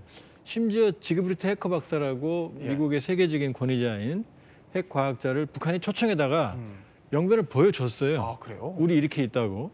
그러니까 그걸 갖고 추산하는 거거든요. 네. 갔다 왔을 때. 그러니까 저 얘기는 실제 능력도 확장되고 있지만 남들이 다 보고 있는 걸 아니까 위성으로 저렇게. 우리 위력이 이 정도다라고 말해주고 있는 거죠. 아니 그러니까 뭐 핵도 그렇고 아까 군대도 그렇고 지금 뭐 무인기까지도 그렇고 다 지켜보고 있는 거 알고 있으니까 저만큼 우리는 갖고 있다라는 과시로 읽힙니다. 세 가지 지금 정황들이요 다. 그런데 정작 이렇게 자랑하고 뽐내고 싶어 하면서도 과시를 하면서도 이번에 그 이란 전쟁이 벌어지니까 김정은이 트럼프 이름을 쏙 뺐어요 보니까. 그러니까 저 외무성 대변인 예. 담화인데요. 사실 성명이 여러 급이 있습니다. 국무위원회 성명, 네. 뭐 국무위원장 성명, 뭐 국방상 성명, 외무상 성명, 외무성 성명. 대변인 성명도 아니고 대변인 담화예요. 그건 밑에서부터 두 번째거든요. 중앙통신 기자에 대한 외무성 대변인이 담화가 제일 낮고, 네. 그러니까 수위를 엄청 조절한 거예요. 왜냐하면 지금 북한하고 이란하고는 거의 전후 관계거든요. 네. 이란하고 북한하고는 핵 커넥션 있죠, 미사일 커넥션 있죠, 지하 건설하는 거 다 북한이 도움으로 건설을 한 거거든요. 네. 터널도. 그런데 이란에 두들겨 맞는데 사실은 정확히 하려면 김여정 정도가 나오든 아니면 외무상이 나와서 네. 외무성 성명을 읽어야죠. 이런 나라를 이렇게 하는 거는 뭐 완전히 그건 뭐 주탄하기 그지없고 뭐 이렇게 이야기를 해야 되는데 네. 트럼프 대통령 이름을 싹 뺐어요. 이전에 그러니까. 기억나시죠? 네. 트럼프 대통령 노망난 늙은이 뭐 보통 이러면서 아니었죠. 뭐 계속 비판을 직접적으로 했잖아요. 트럼프 이름은 빼고 미국 공습을 주탄을 했는데 급수가 외무성 대변인 담화 밑에서부터 두 번째 담화는 미국과의 대화 여지는 그대로 놔두겠다. 네. 지금 같은 상황에서 미국을 더 화를 내게 하면 우리한테도 안 좋은 일이 생길 수 있으니 네. 상황 관리를 위해서도 트럼프 대통령과 대화를 우리는 끈을 놓고 있지 않다. 이런 것들을 보여주게 한 거라고 생각이 그러니까 됩니다. 트럼프랑은 소통하고 싶은데 이란이 우방국이니까 여기에 공습당하는 거를 그냥 지켜볼 수는 없으니 그렇죠. 우리 또 고위 외교관 출신이시니까 분석하시기로는 어쩔 수 없이 했다. 예. 어쩔 수 없이 했고 예. 그 수위도 많이 조절을 했다. 이렇게 볼 수 그렇게 있습니다. 보시는 거죠. 자, 그런데 이렇게 김정은이 군사 행보를 보이면서도 한편으로는 조심스러운 행보를 보이는 데는 또 나름대로의 이유가 있겠죠. 자, 지난 2002년에 보면은요. 조지 부시 미국 대통령이 세계 3대 악의 축이라는 거를 규정을 했습니다. 자, 거기를 보면은 이렇게 세 가지입니다. 이라크 최고 지도자 사담 후세인. 여기는요. 2006년에 미군의 침공으로 숨졌죠. 그리고 이란 하메네이 같은 경우는 이번에 제거됐고요. 유일하게 살아남은 3대 축 가운데 한 명, 바로 북한 김정은이 아닐까 싶습니다. 그래서 본격적으로 지금부터는 김정은이 트럼프의 어떻게 보면 다음 타겟이 될 수 있을지, 만약에 타겟이 된다면 어떤 일들이 벌어질 수 있을지 한번 저희 짚어보려고 합니다. 자, 먼저 김정은이 과연 트럼프의 타겟이 될 수 있을까? 일단 이란의 하메네이와 김정은 간에 한번 비교를 해볼게요. 이거는 고영환 박사님한테 한번 여쭤보죠. 두 사람을 비교해보면 어떻습니까? 뭐 사실 1인 체제라는 거 똑같고요. 그리고 뭐 독재라는 것도 똑같고, 그리고 사실은 뭐 반미 초강경 반미 국가 아닙니까? 네. 그런 것들은 공통점인데 좀 차이점도 분명히 있어요. 차이점은 또 뭐라고 할 수 있는가 하면 신정 국가라는 건 그러니까 종교하고 정치하고 같이 결합됐다는 게 신정 국가 아니겠습니까? 네. 뭐 우리 많이 보잖아요. 뭐 자살 폭탄 테러든가 뭐 내가 일을 하면 천국에 간다. 뭐 이런. 근데 북한은 그런 건 없거든요. 네. 뭐 그런데다가 종교 지도자, 그러니까 대통령보다 훨씬 힘이 센 종교 지도자를 지금 미국이 암살을 했는데 네네. 북한 사람들도 과연 저렇게 강한 신념으로 김정은 지도자를 옹호하고 따를까? 그건 다른 거거든요. 그러니까 종교적으로 그냥 심취돼서 따르는 거하고 네. 일종의 뭐 공포든가 어쩐 뭐 세뇌 교육이든가 이런 걸 통해서 네. 김정은을 따르는 거하고는 엄격한 차이가 있습니다. 아, 그러니까 뭐 김정은을 찬양하는 주민들은 그냥 앞에서만 찬양하는 사람들이 많다는 뭐 얘기예요? 실제로 찬양하는 사람들도 있지만 예. 대다수의 주민들은 생활이 너무 어려우니까 그냥 앞에서는 많이 그러니까 면정복배라는 게 그 말 아닙니까? 앞에서는 충성을 다하고 예. 뒤에서는 딴 생각을 한다. 이게 면정복배랑 이런 말이 우리가 만든 말이 아니고 네. 북한 지도부에서 노동신문에 나오는 글들이에요. 그러니까 겉으로만 충성을 다하느라 그러지 말고 진심으로 지도자께 충성을 다하라고 계속 교육을 하거든요. 그러니까 이란하고 이런 점은 조금 더 약한 측면이 있다 이렇게 볼 수가 있는 겁니다. 이게 또 두 인물을 분석을 해주셨는데, 자 이렇게 어떻게 보면 좀 체제 이런 데서는 좀 차이가 있어 보이지만 공통점은 어쨌든 간에 두 나라 모두 핵이라는 거에 집착을 하고 있다라는 건데, 그렇다면 중요한 거는 트럼프겠죠. 트럼프가 이들의 핵 무력 강화를 바라보는 시선이요. 그런데 좀 차이가 있어 보입니다. Kim Jong-un has a lot of nuclear weapons, by the way, a lot, and others do also. You have India, you have Pakistan, you have others that have them. 그러니까 김대영 평론가, 그러니까 트럼프의 시각에서는 북한은 이미 상당히 고도화되어 있는 핵 능력을 갖고 있다 이렇게 보는 것 같아요. 그것도 그렇고 이제 우리가 이제 기억을 좀 복귀해 볼 필요가 있어요. 저도 아직 생생히 기억나는데 2017년이 굉장히 한반도의 위기설이 굉장히 팽배했던 때였죠. 네. 그때 트럼프 대통령과 김정은이 이걸 놓고 싸웠습니다. 그러니까 트럼프 대통령이 자기 책상 앞에 나는 김정은보다 더 큰 핵 버튼을 갖고 있다. 하지만 이제 이란과 좀 다른 게 뭐냐면 네.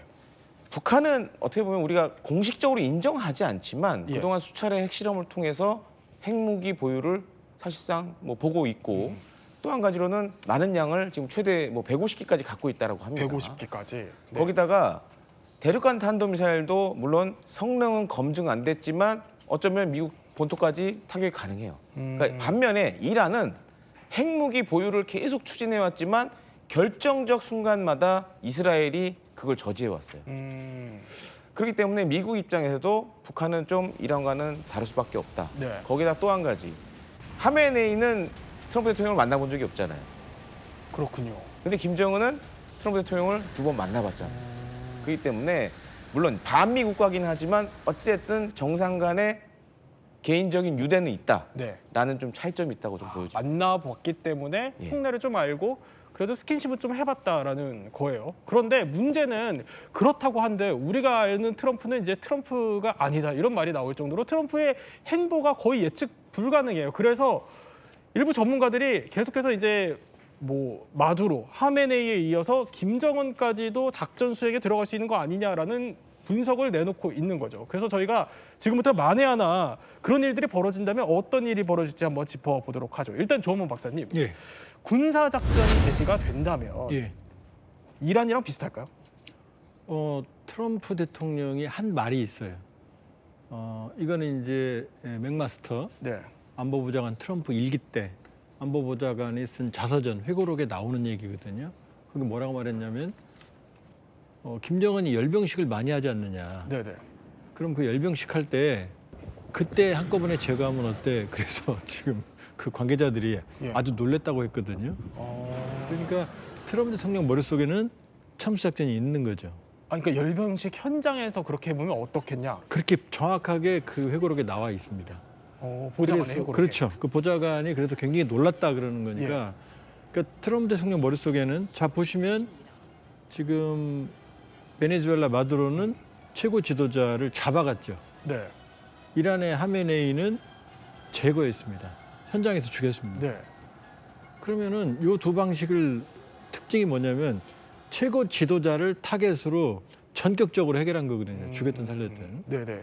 그러면 만일에 트럼프 대통령이 물론 북한에 대해서는 그런 방식이 사용되기는 어려워요.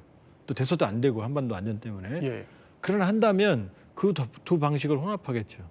그러니까 첫 번째 타격에서 최고 지도자인 김정은을 노리겠죠. 예. 또 이번에 센트컴 중동을 관할하는 중부 수역 사령관이 미군이 뭐라고 말했어요? 뱀의 머리를 잘랐다 그랬거든요. 맞아요. 거기에 다 들어있는 거죠. 그러니까 뱀의 긴 몸을 건드리는 게 아니고 예. 머리를 건드리겠다는 거죠. 이게 바로 참수작전인 거죠. 그러니까 마두로와 하메네이의 특징을 보면 북한에 만일에 적용한다면 거의 동일하게 김정은 혹은 김정은 지휘부가 모여 있을 때 그 가능성이 제일 높죠. 그러니까 만에 하나 이게 정말 일어나선 안 되겠지만 한반도의 안보 때문이더라도 만에 하나 그럴 가능성이 실제로 맥마스터 보좌관의 회고록에 트럼프의 그런 생각이 담겨 있었다는 겁니다. 그래서 이제 저희가 지금부터는 만에 하나 그런 상황을 대비하자는 차원에서 한번 가상 상황을 짚어보도록 할게요. 일단 김대영 평론가, 예. 만약에 트럼프가 이제 뭐 혼합 방식, 마두로와 하메네이 혼합 방식을 분석을 해주셨지만 예. 이런 거 작전을 시행하려고 하면 이제 군사 작전이 필요할 것 같거든요. 예. 그럼 어떤 무기들이 있을까요? 뭐 몇 가지 가정을 해야 될 것 같습니다. 우선 첫 번째 가정은 그럼 김정은을 제거하려면 뭔가 이유가 있어야겠죠. 뭐 그런 대표적인 이유 중에 하나가 예를 들어서 북한이 미 본토에 대한 핵 공격을 할 가능성이 있다. 그러면 김정은 제거에 바로 나서야겠죠. ICBM 같은 거요. 그렇죠. 그리고 또 한 가지로는 저런 독재국가들은 한 가지 문제가 있습니다. 예. 최고 지휘부가 사라지면 그때부터 우왕좌왕하기 시작해요. 그러니까 이거는 2003년 이라크전 때도 마찬가지였고 지금 이란도 비슷한 상황입니다. 그래서 예상을 했을 때 2017년도 상황을 봤을 때는 뭐 B1B 폭격기라든가 네. 혹은 B2 스텔스 폭격기 이런 것들이 동원돼서 김정은의 일거수일투족을 감시하다가 결정적 순간에 이제 아마 공습에 진행을 할 걸로 이렇게 생각이 됩니다. 아니 그럼 과거에 그런 게 한반도에 전개가 된 적이 있나 보죠? 17년도에 한번 그런 일이 있었죠. 그래서 그때 이제 예. 북한과 미국 간의 군사적 위협이 막 고조됐을 때 갑자기 B1B 폭격기가 동해상으로 해가지고 북한 쪽으로 쭉 올라갔었죠. 트럼프와 김정은 사이 말폭탄 주고 받았을 때. 그래서 그때 다들 이제 놀랬었는데 근데 더 중요한 건 그때 북한이 몰랐어요. B1B 폭격기가 동해상으로 올라오는 걸 모르고 네. 우리 언론에 발표되자마자 알았어요. 그래서 이제 그게 굉장히 큰 그 당시 이슈가 됐고 그렇기 때문에 이제 B1B 같은 경우에는 뭐 완전한 스텔스 폭격기는 아니지만 네. 그래도 준 스텔스 폭격기입니다. 거기다 더해서 각종 그 제즈미나 제즈미알 같은 그러니까 사거리 한 1000km 되는 순항 미사일을 발사할 수가 있어요. 그다음에 B2는 아예 네. 북한 영내 깊숙이 또 들어갈 수가 있고 그렇기 때문에 아마 이제 시간을 보면서 예. 적절한 무기들을 선택을 해서 이제 공격을 할 겁니다. 그래서 이번 하메네이도 제거될 때 보면 사실 핵심적인 역할을 했던 건 인공지능이에요. 인공지능이 모인 정보를 분석해서 네. 최적의 공격 시점을 선정해 줬거든요. 그러니까 그런 것들이 아마 동원되지 않을까 생각됩니다. 이번에도 B1B, B2가 또 떴었고요, 그렇죠? 예, 그렇습니다. 보면은 그러면 2017년 사례를 하셨으니까 한번 2017년에 실제로 한반도에 전개됐던 그 사례를 비춰서 어떤 식의 작전이 펼쳐질지 한번 얘기를 해볼까요? 예, 그러시죠. 그래서 2017년 같은 경우에는 저도 기억이 나지만 제가 사실 진짜 정말 제 와이프한테 전화를 해서 이거 빨리 가서 싸라고 뭐 여러 가지 좀 사놔라. 그 정도로? 예, 왜냐하면 예. 당시에 이제 많은 이제 예비역 장성분들이 얘기했던 게 뭐냐면 이제 한 연말쯤인가 미 해군의 항공모함 3척이 갑자기 동해에 집결한 적이 있었어요. 지금 이제 화면에 나오고 있지만 예. 이건 이제 시나리오입니다. 예. 당시에는 동해상에 3척의 미 항공모함이 집결을 했었습니다. 근데 이 항공모함 3척이 모인다라는 거는 보통 이렇게 생각하시면 돼요. 네. 미국이 전쟁할 준비를 거의 끝마쳤다라고 생각하시면 돼요. 그 정도로? 네. 그래서 거의 그 한 척이 작은 나라의 군사력과 맞먹지 않나요? 그렇죠. 보통 항공모함 한 척에 각종 이제 항공모함에서 이출격할 수 있는 그런 전투기라든가 항공기들이 많게는 80~90대까지 이렇게 있으니까 그럼 3개만 하더라도 거의 한 200여 대 이상이 작전을 할 수 있거든요. 근데 그것만 있는 건 아니죠. 네. 이제 일본이나 우리나라의 주한미 공군의 전력들도 있고 저렇게 이제 F-35 같은 네. 스텔스 전투기들이 또 추가 투입될 가능성도 있고 이번에도 마찬가지였습니다. 그러니까 이란 공습 한 달 전부터 저런 전력들이 중동 지역에 지속적으로 전개를 했어요. 그래서 이제 조만간 뭔가 일이 터지겠구나라는 것들이 이제 나왔었고, 그러니까 미국은 또 한 가지 최근 트렌드는 북한도 많은 미사일을 가지고 있죠. 그렇기 때문에 패트리어트라든지 사드도 추가 증원을 합니다. 그래서 지금 이제 영상으로 나오고 있지만 이제 항공모함이 주축이 되는 그래서 항공모함에서 발진한 각종 전투기들이 이제 북한의 중요 시설물을 타격하고 또 폭격기가 들어올 수 있는 방공망을 뚫는 그런 역할들을 할 가능성이 높다고 보여집니다. 그러니까 이게 전혀 근거 없는 얘기가 아닌 게 실제로 2017년에 저런 일이 있었고 지금 정세를 보면 마냥 근거 없는 얘기가 아닐 수 있다. 그래서 대비하자는 차원에서 저희가 짚어보고 있지만 이제 우선순위 핵심 시설들을 말씀하셨는데 고 실장님 보면은 여러 가지들이 거론되지만 뭐 평양에 있는 지휘부가 될 수도 있고 뭐 영변 아까 얘기했지만 영변에 있는 핵시설이 될 수도 있는데 다 이 시설들이 만만치는 않아요. 그러니까 북한이 1960년대부터 땅굴을 파기 시작을 했거든요. 그래서 평양시는 지하에 또 다른 평양시가 있다고 그 평양 사람들이 그렇게 얘기를 해요. 그래서 사실은 뭐 한미연합군이 이제 뭐 참수 훈련을 지하 벙커를 만들어 놓고 훈련하는 것도 있는데 사실 김정은이 어느 벙커에 들어가 있는지 알아내는 게 제일 중요한 거 아니겠습니까? 그런데 그 황장엽 선생님이 무슨 말씀을 하신 적이 있는가 하면 김정은 집무실 지하에서 목난관까지 굴을 뚫어놨는데 그거를 전기 자전거를 타고 김정은이 몸 체력 단련을 하러 간다. 그러니까 지하에서 움직이고 그리고 지하가 다 전철로 연결이 돼 있고 만약 뭔가 미국이 뭔가 한다고 생각을 한다 그러면 지하철 모두 봉쇄를 하겠죠. 그러면 김정은이 평양시 교외에 있는 잠오산 뭐 전쟁 시기에 최고사령부 벙커로 쓴다고 하는 잠오산까지도 다 지하철로 연결돼 있다는 건데 어디서 어디로 움직일지 사실 알아내는 게 그렇게 쉽지가 않거든요. 그러니까 이란보다는 훨씬 크고 복잡한 미로 같은 지하 시설이 있어서 아마 지하로 타격하기가 쉽지 않을 겁니다. 아니 그럼 위성에서도 좀 잡기 어려울 거고 어쨌든 간에 위치를 알려면은 휴민트가 중요해 보여요. 실제로 이란이 이번에 공습을 당했을 때 이스라엘 모사드가 교통 CCTV까지만 해킹을 해가지고 위치를 다 알아내서 사전에 준비를 다 했다 이런 얘기가 있던데 조 박사님 그러면 북한에 만약에 이게 적용이 될까요? 힘들죠. 왜냐하면 이란만 해도 북한에 비하면 자유국가입니다. 여러 가지 면에서 인터넷도 할 수 있었고 북한은 완전히 인터넷이 차단돼 있고 그렇기 때문에 휴민트를 형성하기가 거의 불가능한 곳이 이 북한이에요. 예를 들어서 2008년 김정일이 이건 다 공개된 얘기니까요. 8월 달에 뇌경색으로 쓰러졌을 때 그 당시 우리 정부 당국이 한 달 정도 지났을 때 이제 칫솔질 정도는 한다. 요 정도 발표를 한 적이 있거든요. 공개된 겁니다. 네네. 그러나 지금과 같은 상황에서는 그 정도 네트워킹 아마 그것도 상당한 아마 정보적으로는 북한에게 경고가 됐을 거고 지금 북한 내부 핵심 라인에 중요한 휴민트. 예를 들어서 베네수엘라 마두로 같은 경우는 로드리게스랑 사전에 부통령이랑 밀약이 있었다는 거잖아요. 근데 이란도 그게 어려운데 이란보다 10배, 100배는 폐쇄적인 북한의 내부적인 휴민트가 있다? 쉽지 않은 얘기죠. 쉽지 않다. 그럼 짧게 여쭤보면은 어쨌든 쉽지 않지만 모든 거는 트럼프의 결심에 달려있는 듯해요. 그런데 지금 이란 상황도 좀 빨리 마무리될 것 같지는 않은 분위기다 보니까 11월 중간 선거 전에 트럼프마저 수세에 몰린다면은 북한까지 트럼프가 결심을 할까요? 지금 트럼프 대통령 집권한 지 1년 좀 넘었거든요. 지난해 1월 20일이니까. 지금 합리적으로는 설명이 어렵다. 뭐든 하는 사람이다. 세 번째, 즉흥적이다. 90년 걸프전은 6개월 준비했는데 이번은 그렇지 않거든요. 그렇게 보면 사실은 모든 가능성을 염두에 두고 봐야 되는 게 트럼프 행동이라고 볼 수 있죠. 뭐 가능성이 0%라는 없다 트럼프에게. 그런 입장인데 우리 고영환 실장님한테 이제 본격적으로 이걸 여쭤보고 싶어요. 지금 이제 김정은의 입장이요. 마두로 그리고 하메네이까지 축축 이런 순서로 다가왔는데 김정은은 지금 무슨 생각하고 있을까요? 뭐 사실 뭐 베네수엘라 사태 있었고 쿠바는 지금 봉쇄해놓고 저절로 무너지기를 기다리고 있고 하메니 그 종교 지도자라고 하는 뭐 신의 아들이라고 하는 그 사람까지 제거를 한 거 아닙니까? 그러면 세계적으로 보면 리비아의 가다피, 시리아의 알아사드, 김정은하고 친했던 아사드는 모스크바로 피난을 갔고 남은 건 자기 하나거든요. 초강경 대미 정책을 펴는 나라 중에서 남은 지도자는 김정은 하나예요. 그러면 김정은 개인으로서는 무슨 생각을 할까요? 아, 다음은 내 차례인가?